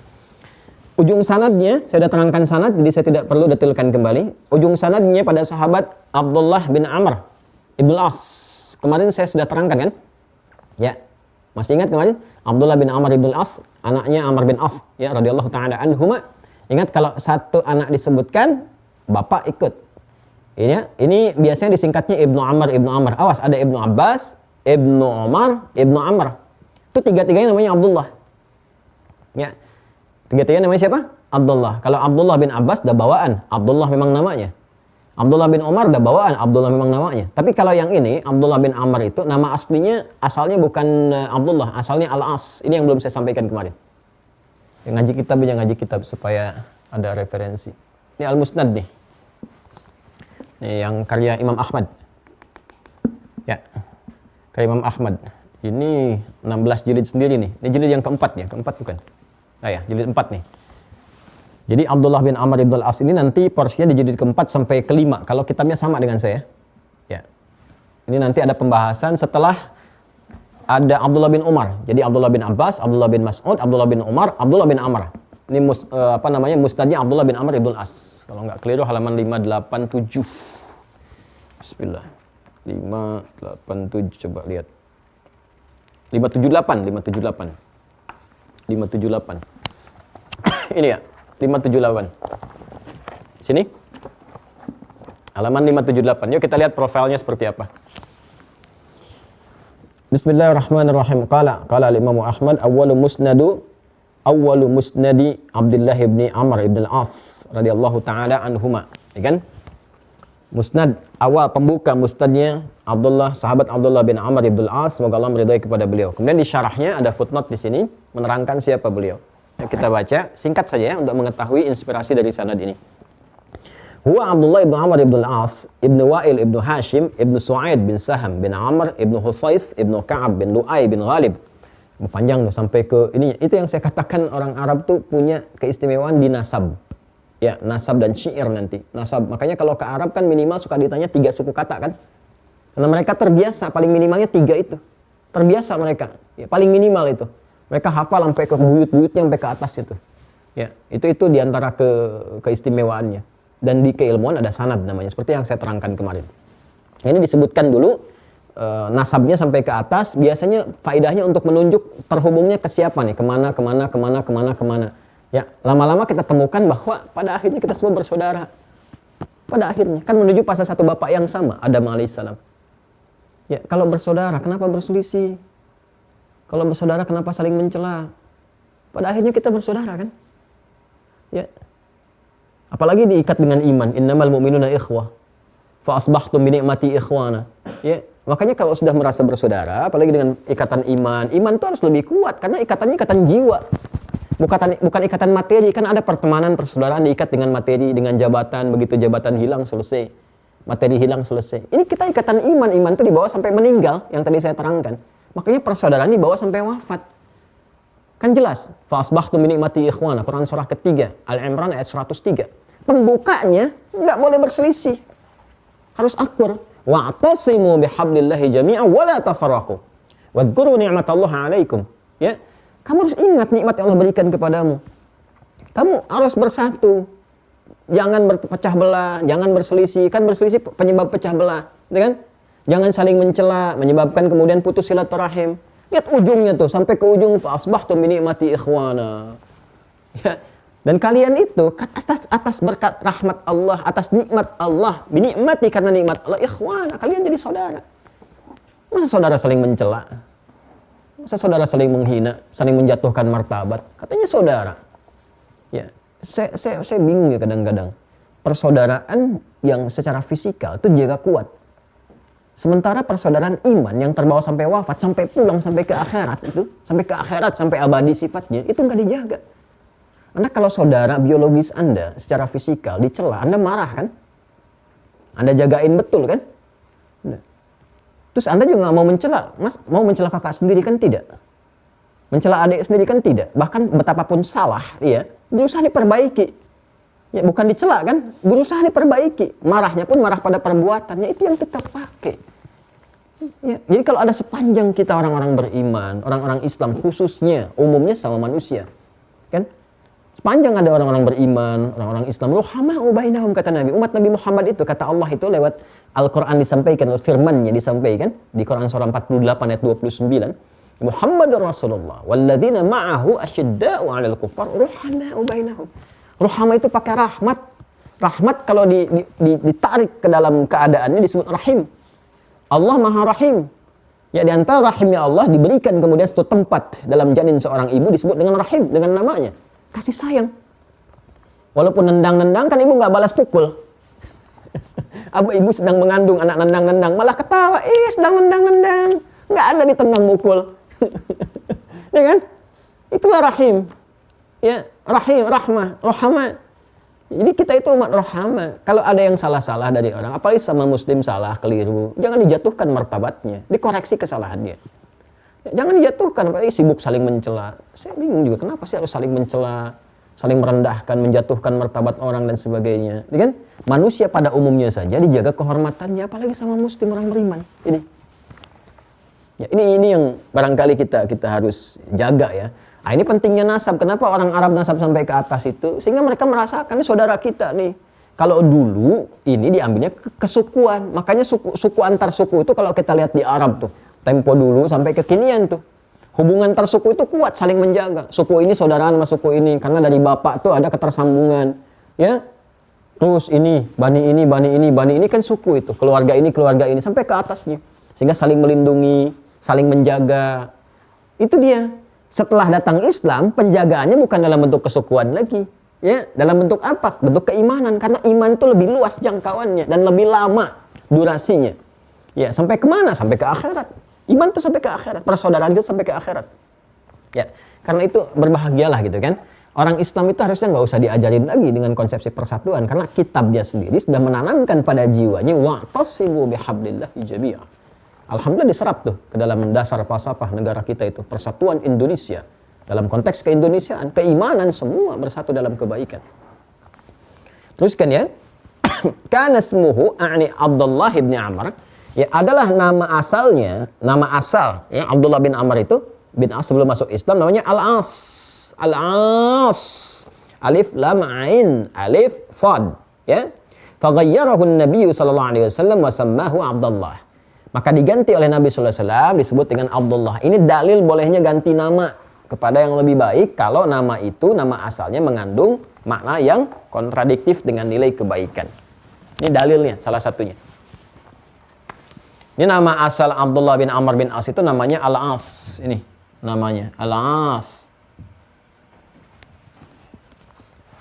Al-As itu apa artinya? Orang bermaksiat. Asa ya'si kan? Ya asa ya'si. Asalnya sih netral. Ya asa ya'si itu kan yang memberikan topangan. Sandaran, makanya tongkat disebut dengan asa karena memberikan topangan yang seperti saya jelaskan kemarin. Ya, cuman karena ada fungsi setan juga di situ memberikan tumpangan kepada fujur sehingga fujur menopang kepada setan. Seakan-akan fujur itu pinjam tongkatnya setan untuk berjalan sendiri. Gitu kan? Supaya dia nggak mensupport jadi katalis ke sini, dibuang satu karena buang kan hilang salah satunya. Ya, dia nggak sempurna tuh bergeraknya. Gimana bisa bergerak? Nah, akhirnya pinjam topangan dari tongkatnya setan. Topangannya disebut dengan asa. Ya, dari sini keluar jadi maksiat. Padahal asalnya netral. Orang yang bermaksiat disebut dengan al-as. Asi kalau pakai alif lam jadi al-as, ya, atau al-asi. Ya. Asalnya mungkin netral. Ya, pemberi topangan yang kuat, memberikan dorongan, kekuatan, tapi setan juga bawa fungsi ini. Kan Nabi sangat jeli karena bimbingan wahyu. Jangan pakai nama ini. Kamu nopang, tapi kalau ditopang setan nanti lebih buruk, namanya jelek tuh. Pelaku maksiat, karena kata itu kan akan menyesuaikan dengan keadaan. Pengaruh-pengaruh lingkungan memberikan kata-kata kadang-kadang punya makna tersendiri. Karena itu netralitas kata ditentukan oleh konteks sehingga menjadi makna. Bisa, itu banyak. Dapat, bisa. Racun dari ular, bisa. Konteksnya apa? Bisa menjadi racun atau dapat. Ya, hati-hati tuh. Ular itu bisanya mematikan, oh, berarti racun. Ya, dia bisa untuk melakukan ujian itu, menjalani ujian itu. Oh, berarti mampu, dapat. Kita bisa, gitu kan? Kita mampu. .com misalnya, sebagainya, macam-macam gitu ya, dan seterusnya. Segala banyak hal lah yang bisa didapatkan itu. Itu satu kata. Ini al-as diganti oleh Nabi, diganti jadi apa? Abdullah, hamba Allah. Nah, ini dalil, boleh ya, kebolehan kalau misalnya ada nama yang kira-kira nggak bagus secara makna, bertentangan dengan hukum-hukum syariat terutama. Itu nanti ada satu buku bagus sekali, At-Tarbiyah Al-Islamiyah namanya. Ya kan? Saya punya bukunya, nanti saya tunjukkan ya.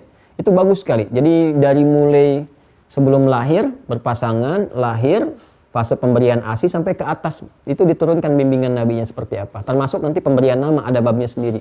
Jadi ada nama yang memang haram, harus segera diganti. Ya misalnya nama-nama yang terkait dengan setan. Kan ada 9 nama pokok itu.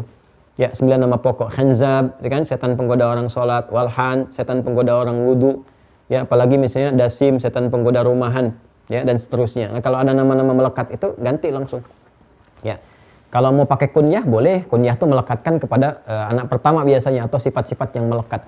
Saya punya anak pertama Muhammad Hamilul Quran. Misalnya dikunyahi orang Arab, Abu Muhammad. Boleh. Ya, atau anak saya yang ketiga dipanggil Ahmad, Abu Ahmad. Tapi kunyah biasanya anak pertama.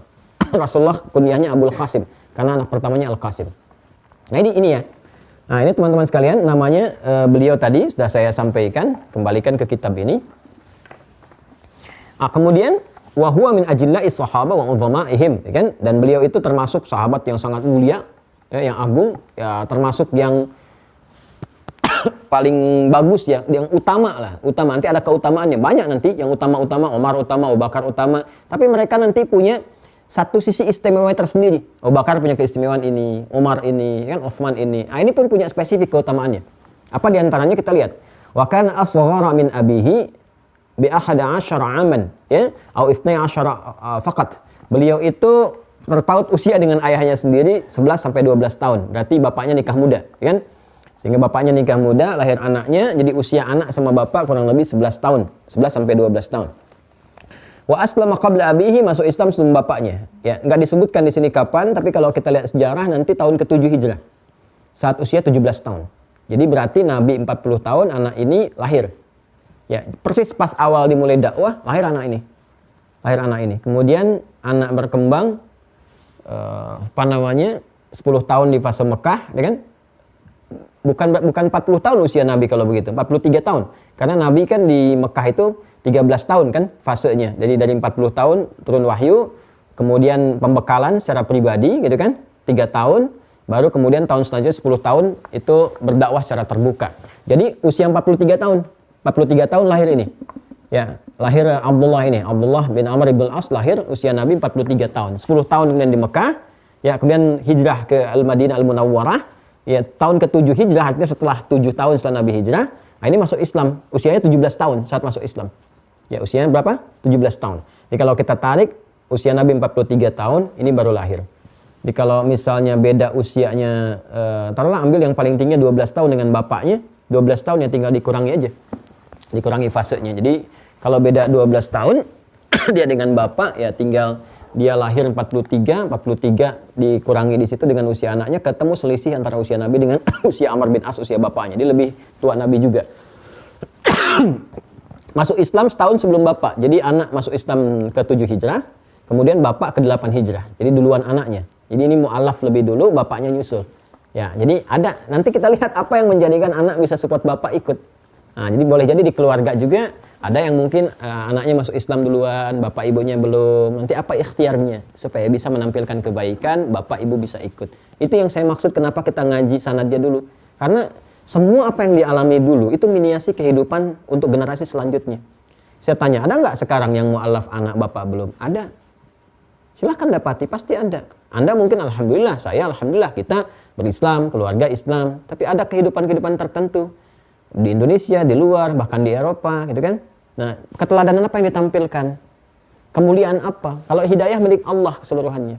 Ya, kita berikhtiar supaya Allah menurunkan hidayah dalam kebaikan itu. Kemudian wa kana 'abidan mutahannifan 'alima, dan beliau itu orang yang rajin ibadahnya, lurus orangnya dan berilmu. Ah, ini dia keutamaannya. Jadi termasuk dalam uzama, syurafa, ajilla, sahabat hebat, sahabat tinggi nilainya, ya, terutama dalam ilmunya. Qala Abu Hurairah Abdurrahman bin Sakhar, ya, menyampaikan, memberikan kesan kepada beliau, maka na ahadun aktsara haditsan an Rasulillah sallallahu alaihi wasallam minni. Ya, tidak ada satu orang pun yang riwayat hadisnya dari Nabi sallallahu alaihi wasallam lebih banyak dibandingkan saya.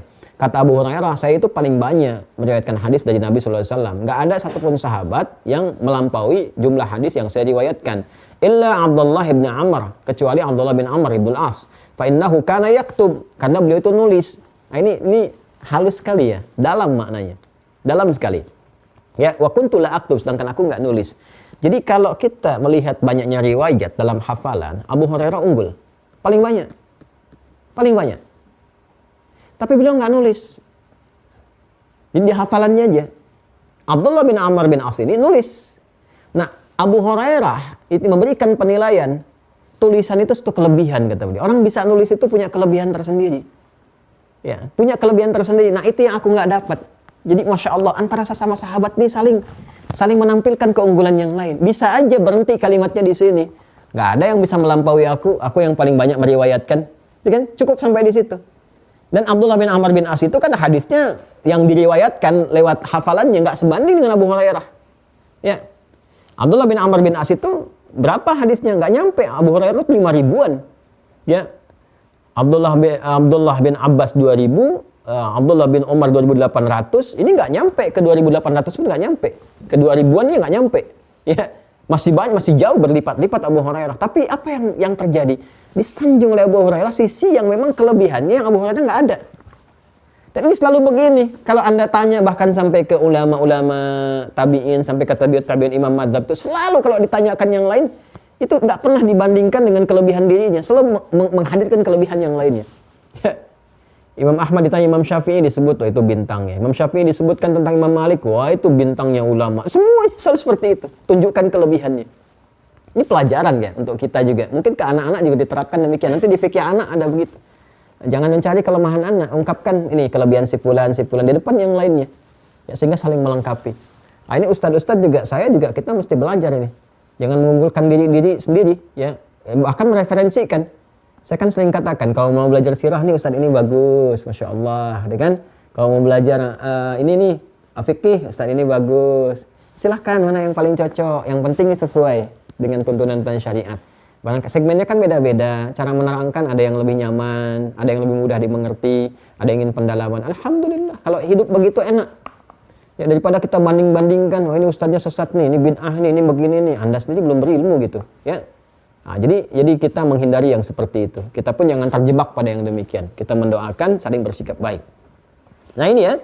Nah, beliau menulis warawa Ibnu Sa'ad fi Tabaqat an Safwan ibn Sulaim an Abdullah ibn Amr qala ista'dhantu an-nabiy sallallahu alaihi wasallam fi kitabati ma sami'tuhu minhu. Ini harusnya kitabati bukan kitabi.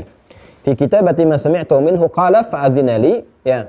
Kemudian fakatabtuhu fakana Abdullah yusammi sahifatahu tilka as-sadiqah. Jadi saat saya katakan Abdullah bin Amr bin Al-As itu, kata Abu Hurairah, beliau tuh menuliskan apa yang disampaikan oleh Nabi sallallahu alaihi wasallam itu tuliskan. Ini kekuatan juga. Nah, karena itu menulis itu bagian dari literasi keislaman. Ya, ayo menulis. Islam harus pandai menulis. Ya, tinggalkan legasi. Jadi kalau kita menghafal bagus. Sekarang udah ada video, ya, tapi tulisan itu meninggalkan kesan berbeda. Ya, minimal Bapak Ibu, Bu, Pak, ya, yang tersambung ke Mira sekarang, coba rangkum, bentuk tulisan, bikin diktat, nanti sampaikan ke keluarga anak-anak. Itu legasi tertinggi itu. Jadi tahu anak cucu kita tentang kita itu dari apa salah satu tulisannya. Sampai, dan insya Allah jadi jariah kalau kita niatkan. Nanti kami pun akan memberikan rangkuman dari apa yang telah kita pelajari dalam bentuk tulisan, supaya bisa dikaji. Nah, ini beliau punya buku namanya As-Sadiqah. As-Sadiqah ingin memberikan kesan bahwa semua yang disampaikan dari Nabi itu benar adanya. Benar adanya, ya kan? Dan beliau merasakan sendiri, jadi mengalaminya langsung, dituliskan, disampaikan kepada kita supaya hidup kita berada dalam kebenaran. Jadi apa-apa yang disampaikan oleh Abdullah bin Amr bin As dalam tulisannya ini, ya, kemudian jadi legasi untuk generasi setelahnya, memberikan kesan. Saya pernah hidup bersama Nabi, saya dapatkan kesannya begini, apa yang dikerjakan oleh Nabi semuanya benar. Nabi katakan kalau begini akan sukses, benar. Kalau begini akan bahagia, benar. Kalau begini akan tenang, benar. Dituliskan oleh beliau di kitabnya, diberi nama As-Sadiqah, As-Sahibatu As-Sadiqah. Ya, catatan, buku catatan. Sahifah itu buku catatan. Buku catatan tentang satu kebenaran. Jadi yang disampaikan oleh beliau kepada kita itu tips-tips, petunjuk-petunjuk kebaikan yang sifatnya mutlak benarnya dan mengandung unsur kebenaran yang tinggi. Pertanyaannya, apa aja tuh kesan yang tercantum di hadis beliau itu? Ya, yang memberikan petunjuk kepada kita berkehidupan yang nyaman dan semuanya nyata karena beliau pun alami sendiri, kisah nyata. Masya Allah. Ini kalau saya kebayang ya, coba yang sutradara-sutradara muslim itu kalau ini musnad, ini kita musnad 16 jilid, keluarin satu aja. Nah, dibikin alur kisah. Kan anak-anak sekarang senang tuh lihat kisah-kisah dan sebagainya. Itu Ibnu Umar aja, udah berapa seri itu. Ya, Ibnu Amr berapa seri, Ibnu Abbas berapa seri itu. Ini aja satu kesan dengan Nabi, pengalamannya dimunculkan, ya, jadi narasi yang enak, ya, diilustrasikan bagaimana kesan-kesannya yang hadir dalam bentuk contoh-contoh, terus hasilnya bagaimana yang dirasakan. Wah, itu luar biasa itu, dapat itu, ya, Masya Allah. Pokoknya kaya ini hazanahnya nih, kaya akan pengetahuan, kaya norma macam-macam. Nah, sekarang apa yang pernah beliau catatkan itu salah satunya dituliskan oleh Al-Bukhari. Imam Ahmad menyantumkan hampir semuanya nih di sini. Kita musnad semuanya nih, cantumkan supaya nggak hilang, gitu kan? Nah, Imam Al-Bukhari pun mengambil beberapa yang sesuai dengan topik-topiknya. Di antara itu semua cantumkan di sini. Kalau ini dikerjakan karena namanya as-sadiqah benar, maka dampaknya pun pasti akan benar. Karena kaitannya dengan iman dicantumkan di Kitabul Iman. Kalau kita kerjakan, pasti ini adalah langkah yang paling benar untuk menguatkan iman. Langkah yang paling benar untuk menjadikan perbuatan jadi saleh. Apa yang dikatakannya? Nah, ini dia. Kata beliau, anna rajulan sa'alan Nabiy sallallahu alaihi wasallam. Saya pernah mengalami satu peristiwa kisah mendapati seorang lelaki berkonsultasi, bertanya kepada Rasulullah sallallahu alaihi wasallam. Apa yang ditanyakan? Dia bertanya, ayyul islami khair? Ya Rasulullah, Islam yang bagaimana yang baik itu? Ya kan? Islam bagaimana? Cara berperilaku seperti apa dalam Islam itu yang baik, yang sempurna, yang menunjukkan kesempurnaan Islam. Ayyul islami khair? Islam bagaimana yang baik itu? Ya kan? Nah, lihat sini. Pertanyaannya kan ayyul Islam, Islam tuh. Khair. Saya sudah sampaikan dari awal, ini semua akan kebawa terus. Karena ini formulasi dasarnya. Kalau sudah ditanya Islam, berarti orang yang melaksanakannya Muslim. Ya kan? Islam bagaimana yang baik itu? Yang baiknya disebutkan dengan khair. Maksudnya apa? Ya, ajaran dalam Islam yang bisa mensupport sifat khair ini muncul. Khair adanya di iman. Iman jalan takwa. Kesini, kalau sudah kesini, munculnya di perbuatan. Jadi amal, amalnya soleh. Ada hasanah terus kesini. Jelas ya? Maka jawabannya harus apa? Jawabannya harus ini. Harus bentuk perbuatan. Atau melewati ini. Dari sini nih. Karena harus memunculkan ini. Kan kalau ingin tahu sifat, lewat sikap kan? Jujur itu nggak ketahuan, kecuali kalau ada orang mau nyogok, dia tolak, baru ketahuan. Sabar itu nggak nampak, kecuali saat dicela, dia nggak balas dengan celaan. Dia arahkan kepada yang lebih baik. Nah, itu baru nampak. Harus ada ini. Maka jawaban Nabi pun ketika ditanya ayul islami khair, harus menyentuh ini dulu, perbuatan. Ya, harus dicontohkan. Kalau dalam bentuk sifat aja, ya masih di sini juga. Nah, apa yang dikatakan Nabi? Yuk kita cek. Nah, ini yang kita keluarkan ke ujung, karena sudah berupa amalan. Qala ut'imut ta'am. Berbagi makanan. Kalau sudah berbagi, berarti menunjuk apa? Di dalamnya kan ada sifat kebaikan kan? Ya. Kalau berbagi itu kan artinya punya kita dibagi orang lain kan? Baik, sekitaran kita. Kalau sudah berbagi ke sekitaran, berarti amalan apa sifatnya? Sosial kan? Nah, ini di sini sudah kita tuliskan. Sosial. Kalau di sini masuk ibadah kan? Ini bentuk ketaatan kan? Ya kan? Kalau gitu bentuk ketaatan berarti ujian sifatnya. Kalau udah ujian, lihat perintah atau larangan. Kalau perintah berarti di sini. Nabi perintahkan kita. Cuma nanti bentuk perintah itu ada turunan lagi. Apakah bentuknya sunnah atau bentuknya wajib? Ya kan? Kalau wajib mengikat, harus dikerjakan. Ya, kalau sunnah, kemampuan kita lihat. Memiliki kemampuan, kerjakan. Dapat tambahan. Tambahannya apa? Ini kalau diwujudkan bentuk amal soleh dapat hasanah, dapat pahala. Ya, tapi kalau nggak ada kemampuan karena hal-hal tertentu nggak berdosa, nggak mengikat sifatnya. Cuma kalau dikerjakan dapat hasanah, pahala. Kesinilah gitu nyambung. Karena itu orang sering mengatakan, mengambil kesimpulan dari hukum ini, sunnah ini perbuatan, ya, yang kita berusaha untuk menunaikannya untuk mendapatkan pahala. Bila tak mampu pun karena udzur tertentu tidak apa-apa, nggak mengikat dengan dosa. Jelas ya? Nah, ini kita harus lihat. Ini masuk ke yang mana nih? Tut'imut ta'am. Kata Nabi, ayo kalau ingin menunjukkan, melatih ini supaya muncul sifat baik, kan bisa dilatih dengan ujian. Ujian perintah atau larangan. Bentuknya harus taati, ibadah, bisa ritual, bisa sosial. Sekarang Nabi melatih kita dengan aspek sosial. Share makanan. Berbagi makanan.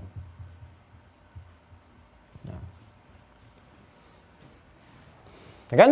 Tut'imut ta'am. Tut'im, fi'il mudhari. Mudhari itu kan membiasakan, progresif, terus. Present, continuous, future. Ini kan? Artinya apa? Kalau kita kalkulasikan, kita turunkan. Awas kita ngaji agak detail ya. Kita turunkan tut'imut ta'am. Tut'im ta'am. Ya. At'ama yut'imu tut'imu at-ta'am. Udah? Lihat baik-baik. Tut'imut ta'am. Share makanan, berbagi makanan. Pertama bentuknya mudhari. Ya kan? Bentuknya progresif terus berkelanjutan. Bisa berbentuk present. It will be present or continuous or future. Ya, present, continuous or future. Ya, tinggal nanti lihat ini. Kalau kita tarik kesempurnaan maknanya, artinya kalau dibawa ke masa lalu saat disampaikan kan di masa itu, ya. Tapi kan continuous, berkelanjutan terus. Ya, antar generasi sampai kapanpun bisa jadi bentuk progresif, sesuatu yang berkelanjutan. Kalau berkelanjutan artinya apa? Jadi kebiasaan. Ya, kalau berkebiasaan artinya apa? Wah, ini kita dipacu nih untuk melatih sifat baik ini muncul. Salah satu jalannya kan nanti ada yang ritual, ada yang sosial. Kita bisa menyiapkan anggaran misalnya. Ya, dalam sebulan untuk apa? Untuk share makanan aja. Ya, dan sifatnya apa? Sifatnya berkelanjutan. Artinya kalau kita mau berlatih menunaikan ini sebulan misalnya, ya bikin aja anggaran 100.000. Yang penting berkelanjutan. Ya 50.000, 20.000 untuk bisa mewujudkan apa yang Nabi sampaikan dalam bentuk ketaatan. Pokoknya saya pengen taatnya sama Nabi. Taat, mau punya uang 1.000, 10.000, yang penting bagi aja, share makanan. Ya, yang bisa melatih, meningkatkan ini. Ya. Tut'imut ta'am, ya engkau berusaha untuk berbagi makanan dengan orang, tapi bukan sekali bagi. Kalau sekali bagi at'am ta'am. Sekali udah. Tut'im itu sesuatu yang dilatih. Ya, sampai kapan latihan itu? Sampai merasakan kenikmatan iman kita dan meningkatkan jiwa sosial kita. Karena ketika kita terus melakukan itu sekali itu rasanya biasa. Dah, ngasih kesan ke hatinya itu belum ada. Tapi begitu Anda latih lagi, ternyata banyak yang nganti Anda melihat, Masya Allah, ternyata yang butuhkan makanan itu seperti ini. Terus beda tempat Anda lihat, ternyata yang selama ini Anda makan merasa sudah enak gitu kan. Dengan ayam, ya, dengan kambing, dengan macam-macam dagingnya. Ternyata ada orang yang hanya untuk mendapatkan tahu, tempe aja susah. Ya, ketemunya cuma nasi dengan garam. Kadang-kadang ketemu nasi pun susah dan sebagainya. Di situ Anda merasakan. Di situ Anda mulai menghadirkan rasa syukur. Air mata Anda keluar. Selama ini begitu besar rahmat Allah kepada Anda. Anda sering mengeluh. Ya Allah, selama ini aku kesulitan, belum ada kendaraan gini. Anda udah mikir kendaraan, orang mau makan aja susah. Ya kan? Dan itu hanya bukan dalam suasana orang kesulitan demikian. Ada kondisi-kondisi yang mungkin orang terjebak. Di terminal, di bandara, macam-macam. Nggak ada akses ke makanan. Anda punya yang berlebih, Anda bisa bagi, macam-macam. Itu kesannya beda. Dan ketika Anda berikan itu, lalu orang menerima, Masya Allah apa yang terjadi. Dia berkata, terima kasih ya Masya Allah Pak, Ibu. Semoga rezekinya, ini yang mahal tuh. Semoga rezekinya mengalir terus ya. Semoga Bapak Ibu sehat ya. Padahal modal yang keluarin cuma 15.000, 10.000. Tapi doanya bisa jutaan itu. Itu mendamaikan jiwa, Pak. Ini saya mau bagi rahasia ya. Ini antara kita aja nih. Coba deh biasain ini ya.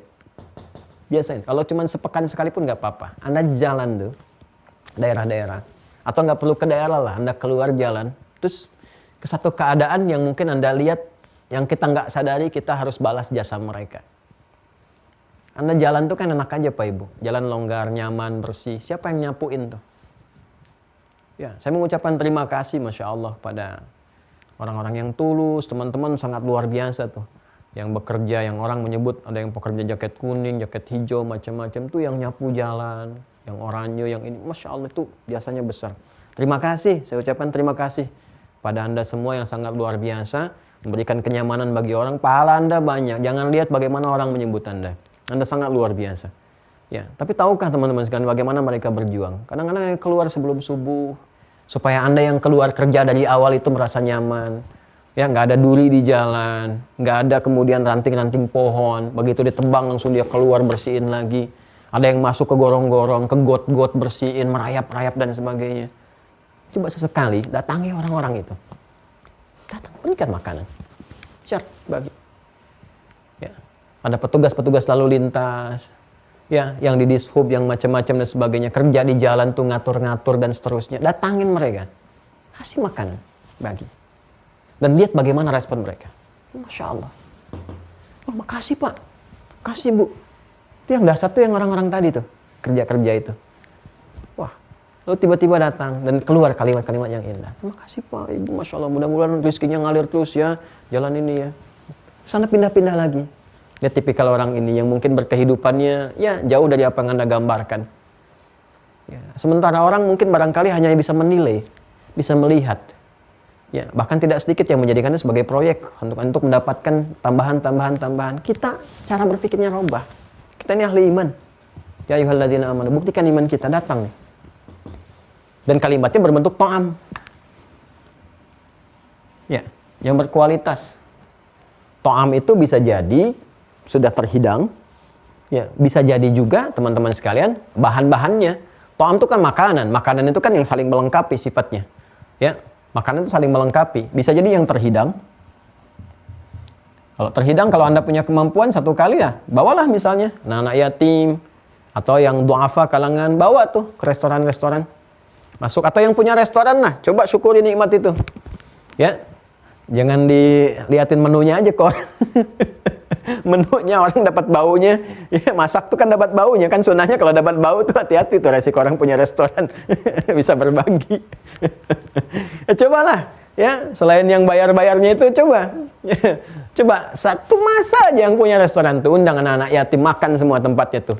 Jumat gratisin misalnya, ya kan suka ada Jumat berkah itu, makanan-makanan sebagainya tuh. Cobalah, atau Anda yang ngajak aja anak-anak yatim, doa aja, ayo makan sekarang. Nggak ada bedanya kalian dengan yang lainnya. Makan, nikmati, dan sebagainya. Atau ajak ke hotel bintang 5, suruh nikmatin semuanya, dan sebagainya. Ini, wah, ke hatinya itu luar biasa. Nah, karena ini berkelanjutan untuk melatih jiwa. Sampai sifat sosial itu muncul. Perhatian, ketenangan, ini mendamaikan. Jadi bentuk fi'il mudhari memberikan kesan bukan sekali dilakukan. Tapi kita mencoba berkontinuitas untuk itu. Ya, dan tidak menyebutkan mewah, bukan. Yang penting ada latihan untuk ini. Ya, sesuai dengan kadar kemampuan kita. Mungkin 1.000 kita bisa ikut iuran. Atau berikan makanan-makanan yang sudah jadi. Kan? Bisa roti, bisa apa. Modal 1.000. Saya ingin mencoba menaati Rasul, itu aja. Targetnya ini. Supaya Allah ridha, Rasul ridha. Alhamdulillah kalau Allah Rasul ridha, sudah. Kalau kita sudah dapat ke titik itu, wah, rahmat tercurah. Kan ini janjinya, rahmat. Ini, dapatnya rahmat. Dunia sifatnya berkah. Alhamdulillah punya lebih baik lagi, naikin 1.000 jadi 5.000, naik lagi 10.000 dan seterusnya. Sesuai dengan kadarnya. Coba deh, coba lakukan ini. Tut'imut ta'am. Ya, ini untuk melatih jiwa iman kita lewat aspek sosial dan hasilnya rahmat. Di antara rahmat itu kelapangan kepada jiwa. Kalau sudah lapang, rezekinya tambah lagi, diri kitanya lapang lagi. Jadi jangan diartikan pemberian bersedekah misalnya dalam bentuk makanan, bisa sedekah dalam bentuk sembako, untuk balik lagi dalam bentuk misalnya yang sama atau berlipat, ini belum tentu begitu. Karena pemberiannya berkah. Nih, berkah itu bisa apa? Bisa pada kesehatan, ketenangan jiwa, ya, keadaan penjagaan yang kalau sekiranya kita harus berobat untuk itu, ya mungkin bisa berkali-kali lipat dari ini biayanya dan sebagainya. Ini fungsinya. Tapi motivasi kita untuk ini, ya, jaga. Niatnya apa? Ini aja, untuk taat aja. Gak usah mengharapkan timbal balik sekian, timbal balik sekian. Udah ini aja, arahkan ke sini. Untuk menaati Allah dan Rasulnya. Kalau ini kita lakukan, dengan sendirinya ikut. Ya. Rahmat tuh dengan sendirinya akan mengiringi. Ini poinnya. Tapi kalau nanti selalu berharapnya ke sini lagi baliknya, nanti gangguan akan muncul. Ya, pertama, ini was-was akan muncul karena ini diaktifkan sinyal fujurnya. Alih-alih untuk mengelola ini, malah mengaktifkan ini. Nanti muncul rasa kecewa, ya kan? Muncul ria, muncul sum'ah dan seterusnya. Ya, awas hati-hati loh, belum tentu aman dalam mengerjakan itu dari was-was setan karena setan tuh 1.001 strategi. Udah dia siapkan. Ya, cipta kondisinya banyak banget. Udah ikhlas nyiapin ini, sembako semuanya. Tiba-tiba foto, video, viewer banyak, mulai muji-muji, muncul deh kebanggaan. Dari bangga-bangga ini dan itu dan sebagainya. Itu ngejaganya itu harus betul-betul. Ya, boleh share, boleh nggak? Boleh. Kalau kebaikan boleh di-share. Wa amma bi ni'mati rabbika fahaddits. Silahkan share. Ya, cuma dikelola bentuk share-nya itu dengan cara yang baik supaya menunjukkan motivasi untuk orang bergabung dalam kebaikan. Ya, bukan menjadikan itu sebagai proyek yang mengalihkan kepada aspek duniawi. Ini ya, teman-teman sekalian. Jadi, yang kita ambil di hadisnya adalah pelajaran selanjutnya setelah menjaga diri kita dengan rasa malu, jaga lisan, jaga tangan, tut'imut ta'am, share makanan. Yuk, sekarang hari Kamis, ada peluang tuh.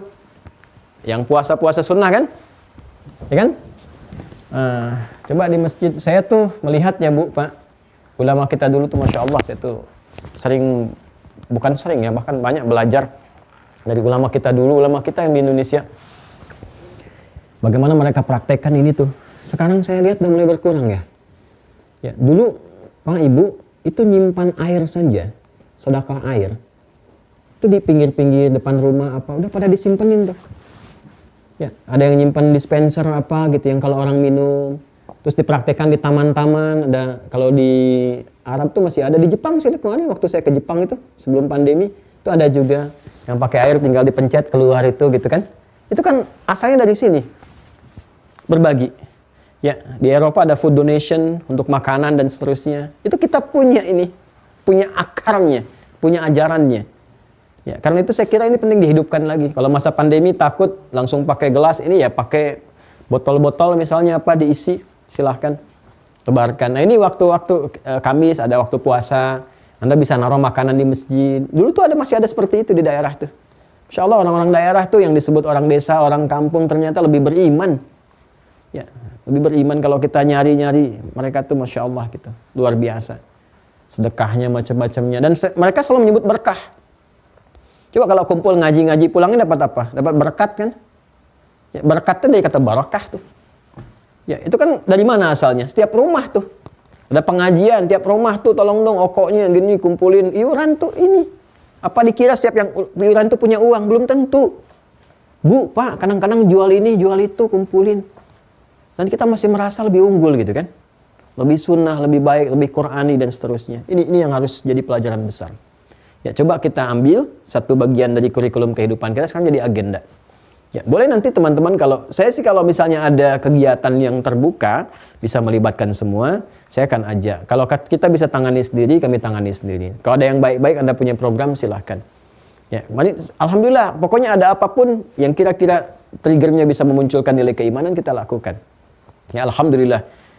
Mudah-mudahan Allah meridhai dengan itu semua yang kita rencanakan. Kemudian, kalaupun belum ada itu semua kita lakukan, apa yang harus kita kerjakan? Wa taqra'us salam 'ala man arafta wa man lam ta'rif. Kan membiasakan menebarkan kedamaian. Ya, kedamaian, ketentraman. Ya, salam itu bisa diartikan kalau sesama muslim, assalamualaikum. Assalamualaikum. Assalamualaikum. Taqra'us salam, menyampaikan salam. Kalau kita lihat muslim, kenal atau tidak kenal, ya, tahu atau tidak tahu kita siapa orangnya, sepanjang kita melihat ada indikator keislaman, maka sudah ada tahiyat khususnya. Ya, tahiyat ini sentuhan kepada iman. Assalamualaikum warahmatullahi wabarakatuh. Rahmat dan berkah itu adanya dari mana? Tuh, balik lagi ke sini. Tuh. Rahmat dan berkah. Assalamualaikum warahmatullahi rahmat wabarakatuh. Berkah adanya di mana? Di sini. Ya. Ini larinya kemana? Ke sini lagi. Makanya di kitabnya Kitabul Iman. Prakteknya taqra'us salam, ucapkan salam. Ya, tebarkan salam. Assalamualaikum ala man arafta wa man lam ta'rif. Pada orang yang Anda kenal atau tidak kenal. Jadi kalaupun belum bisa berbagi, setidaknya ya jangan berbuat onar. Ya, jangan mencela. Karena itu coba lihat Al-Baqarah, Quran surah kedua, ayat 263. Mudah-mudahan enggak keliru. 263 paling kiri di pertengahan. Qaulun ma'rufun wa maghfiratun khairum min shadaqati yatba'uha adza. Ya, kata-kata yang baik, kalimat-kalimat yang baik, kan? Yang elok, itu lebih bagus diucapkan dibandingkan pemberian yang melukai. Ya kan? Ini udah bagus nih, ngasih makanan, tapi caranya cara nggak bagus disampaikannya. Ya udah bagus, sembako ini kan boleh dalam bentuk sembako, makanan jadi boleh, sembako boleh, tapi yang sifatnya memudahkan dia untuk mengolah. Kita dikasih, terima kasih Pak, Ibu, Bapak Ibu baik sekali, mudah-mudahan dapat pahala. Nggak apa-apa Pak, mudah-mudahan cukup. Memang ini kewajiban saya untuk memberi, Bapak kan miskin. Nah itu memang ngasih, cuman nyelekit gitu ya. Ada luka di dalamnya, itu nggak boleh. Nah lebih bagus, kata Al-Quran itu lebih bagus, ya lebih tinggi nilainya saat tidak bisa ngasih tapi mengeluarkan kata-kata yang baik dibandingkan ngasih tapi dengan kalimat yang melukai. Maka kalau belum ada anggaran untuk praktek ini, apa solusinya Rasulullah? Ya Allah, saya ini untuk di rumah saja belum cukup. Gimana bisa mengamalkan sunnah Nabi ini? Nabi udah paham, udah diprediksi oleh Nabi demikian adanya. Karena itu sambil menunggu nih kita berikhtiar dapat rezeki, ini ada amalan yang setara. Taqra'us salam. Assalamualaikum ya akhi. Ya, assalamualaikum. Lewat tuh. Lewat sama yang nyapu-nyapu di jalan. Assalamualaikum Bu, terima kasih ya. Masya Allah, Ibu luar biasa. Terima kasih Bu, jalannya bersih. Sama-sama Pak, gitu. Mudah-mudahan lancar di jalan. Gitu aja udah nyenengin. Dapat pahala tuh senilai ini. Bergantung keikhlasan. Ya kan? Nah, nanti sambil berikhtiar, ya kan? Besoknya lagi udah dapet Bu. Nih ada sedikit rezeki, nggak apa-apa. Nggak usah Pak, nggak apa-apa Bu. Ini mudah-mudahan Pak sehat-sehat ya, lebih kuat lagi tenaganya, berkah lagi, jalan. Besoknya udah ada makanan. Wah itu kalau hidup begitu, Masya Allah. Ya, salam juga berarti menebarkan kedamaian, ketentraman. Karena salam itu artinya banyak, keselamatan, kedamaian, ketentraman, kebahagiaan. Keselamatan itu kalau dipraktekkan luas babnya. Yang kena musibah, bentuk tim SAR, ya, untuk rescue, untuk percepatan, itu kan taqra'us salam, menebarkan keselamatan. Datang, berbagi, sehingga melahirkan ketentraman bagi mereka, kedamaian. Kita ada wahkir. Selama ini kita nggak tampilkan ke publik untuk ya macam-macam lah gitu. Apalagi donasi kita nggak ada tampilkan donasi karena ini baru kita tangani dari kita saja. Kayaknya teman-teman kalau misalnya ada paket buku atau apa, itu insya Allah ada bagian teman-teman juga yang di situ yang kita berikan, salurkan. Alhamdulillah ya kita berjalan, kecuali kalau nanti ada aspeknya luas dan sebagainya kita akan sampaikan. Saya bukan tipikal, mohon maaf, yang gemar mengumpulkan donasi atau itu enggak ya. proporsional sifatnya. Kalau ada yang bisa ditangani sendiri kita tangani. Kalau misalnya gerakannya banyak, peluang pahalanya besar, kita sampaikan. Itu pun terbatas pada aspek itunya saja kegiatannya. Ya. Ada apa namanya? Misalnya ke masjid tertentu, ada yang mau dibangun, kita sampaikan, selesai sudah. Itu pun nggak pernah kita tampung seperti itu. Jadi kalau misalnya programnya dari yang lain kita supportkan, sudah selesai, sudah audit, kelas. Ya Palestina kita kumpulkan, sudah selesai, tutup, audit, selesai, sampaikan. Ya, jadi seperti itu sehingga nggak ada beban bagi kita. Ya, dan hisab itu kan sangat kuat tuh ya. Jadi kalau ada sesuatu yang sifatnya kita praktek nanti kita share, di situ kita kemudian lakukan bersama-sama dan selesai ya sudah niatkan. Nanti Anda bisa bikin program sendiri. Ya, ini poinnya teman-teman sekalian. Nah kalau mau mulai di Quran itu selalu triggernya dzawil qurba. Dzawil qurba wal yatama wal masakin. Dengan pertama dzawil qurba. Dzawil qurba itu yang terdekat dulu supaya mempererat hubungan kekeluargaan. Keluarga terdekat, lihat anak paman, anak bibi ya yang mungkin tinggalnya nggak sama Anda, ada yang di daerah, perhatikan ya.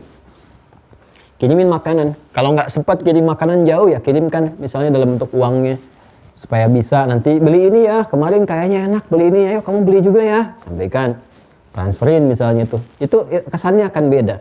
Ya, Anda merawat anak-anak mereka, Anda nggak ada, anak Anda dirawat. Ya, jadi berpikirnya selalu begitu. Insya Allah Allah akan berikan kemuliaan-kemuliaan. Selalu perhatian-perhatian seperti itu. Ya, anak yatim nggak usah orang tahu, nggak usah publikasi sana sini. Anda rawat aja berapa anak yatim misalnya, kan? Yang duafa bisa biayain SPP-nya, sekolahnya, macam-macamnya. Insya Allah suatu saat keberkahannya akan didapatkan. Karena itu rahmat dunia itu sifatnya berkah. Kalau berkah, jangan berharap sekarang. Bisa jadi sekarang diberikan. Tapi nanti kita akan lihat perkembangan dalam kehidupan. Jadinya poinnya teman-teman sekalian, jadi kalau sudah dapat itu, nanti kualifikasinya turun lagi. Turun itu maksud saya dari urutan, tapi bisa jadi kualitas meningkat naik. Dari sekian dzawil qurba itu nanti miskin. Makanya ta'amu miskin itu sering dilekatkan dalam Al-Quran. Bahkan dalam bab puasa. Ya, ayyaman ma'dudat faman kana minkum maridan aw ala safarin fa iddatun min ayamin ukhra wa 'alal ladzina yutiqunahu fidyatun ta'amu miskin. Kata ta'am dilekatkan dengan miskin. Ya, boleh nanti Anda lihat. Ya, miskin itu punya pekerjaan tapi nggak mencukupi untuk kebutuhan secara umumnya. Yang pokok, kebutuhan pokok. Ya, kebutuhan pokok. Maka support lagi. Undang makan, ajak, bagi dan seterusnya. Sekira itu teman-teman sekalian. Udah kita kaji, sampaikan. Nanti besok apa lagi nih? Ya, dari nabinya apa lagi? Nanti catat satu-satu ya. Nah, nanti mudah-mudahan ada ridha yang kita dapatkan. Semoga Allah berkenan memberikan kemuliaan kepada kita. Sebelum saya tutup, saya bacakan syarah di bawah. Qauluhu yang dimaksud dengan ayyul islami khair. Qauluhu, pertanyaan yang dimaksud pertanyaan sahabat itu ayyul islami khair. Islam bagaimana yang baik, dan dijawab oleh Nabi tut'imu ta'am, memberikan makan. Arada yang dimaksudkan oleh Nabi itu al-af'al fil Islam aktsara ajran, yaitu perbuatan di dalam Islam, amal soleh yang menghadirkan pahala yang banyak. Maksud pertanyaan orang ini adalah, ya Rasulullah, bagaimana Islam yang baik itu, amalan apa yang saya kerjakan yang bisa dinilai sebagai amalan terbaik dalam Islam yang dengan itu pahalanya banyak. Balik lagi ke sini. Tuh. Khair di sini, tut'imu ta'am di sini, lahir pahala di sini tuh. Jadi hidup tuh ya ini gak akan keluar dari sini. Ini aja pedomani sampai meninggal. Insyaallah. Mudah-mudahan kita berharap Allah anugerahkan rahmat kepada kita, dan doakan saya juga ya. Kita saling mendoakan karena tantangannya cukup kompleks, cukup dinamis ya. Tolong didoakan supaya Allah jaga keikhlasan, dan yang paling saya harapkan mohon didoakan supaya Allah mengampuni dosa-dosa saya dan keluarga. Itu saja yang kami harapkan dari teman-teman. Saya tidak menuntut apapun, dan semoga diridhai oleh Allah Subhanahu wa taala. Terima kasih atas pertemuan hari ini. Semoga diberkahi, semoga nyaman beraktivitas, damai kehidupan kita, dan berkah selalu untuk semuanya. Allahumma taqabbal minna innaka antas sami'ul alim wa tub 'alaina innaka antat tawwabur rahim. Allahumma barik lana ya Allah fi umurina wa fi amrina wa fi hayatina wa fi mamatina. وألحقنا بالصالحين مع الذين أنعمت عليهم من النبيين والصديقين والشهداء والصالحين وحسن أولئك رفيقا. اللهم آت أنفسنا تقواها وزكها أنت خير من زكاها أنت وليها ومولاها. ربنا آتنا في الدنيا حسنة وفي الآخرة حسنة وقنا عذاب النار. وصلى الله على سيدنا محمد وعلى آله وصحبه أجمعين. وآخر دعوانا أن الحمد لله رب العالمين. سبحانك اللهم وبحمدك أشهد أن لا إله إلا أنت أستغفرك وأتوب إليك. Assalamualaikum warahmatullahi wabarakatuh.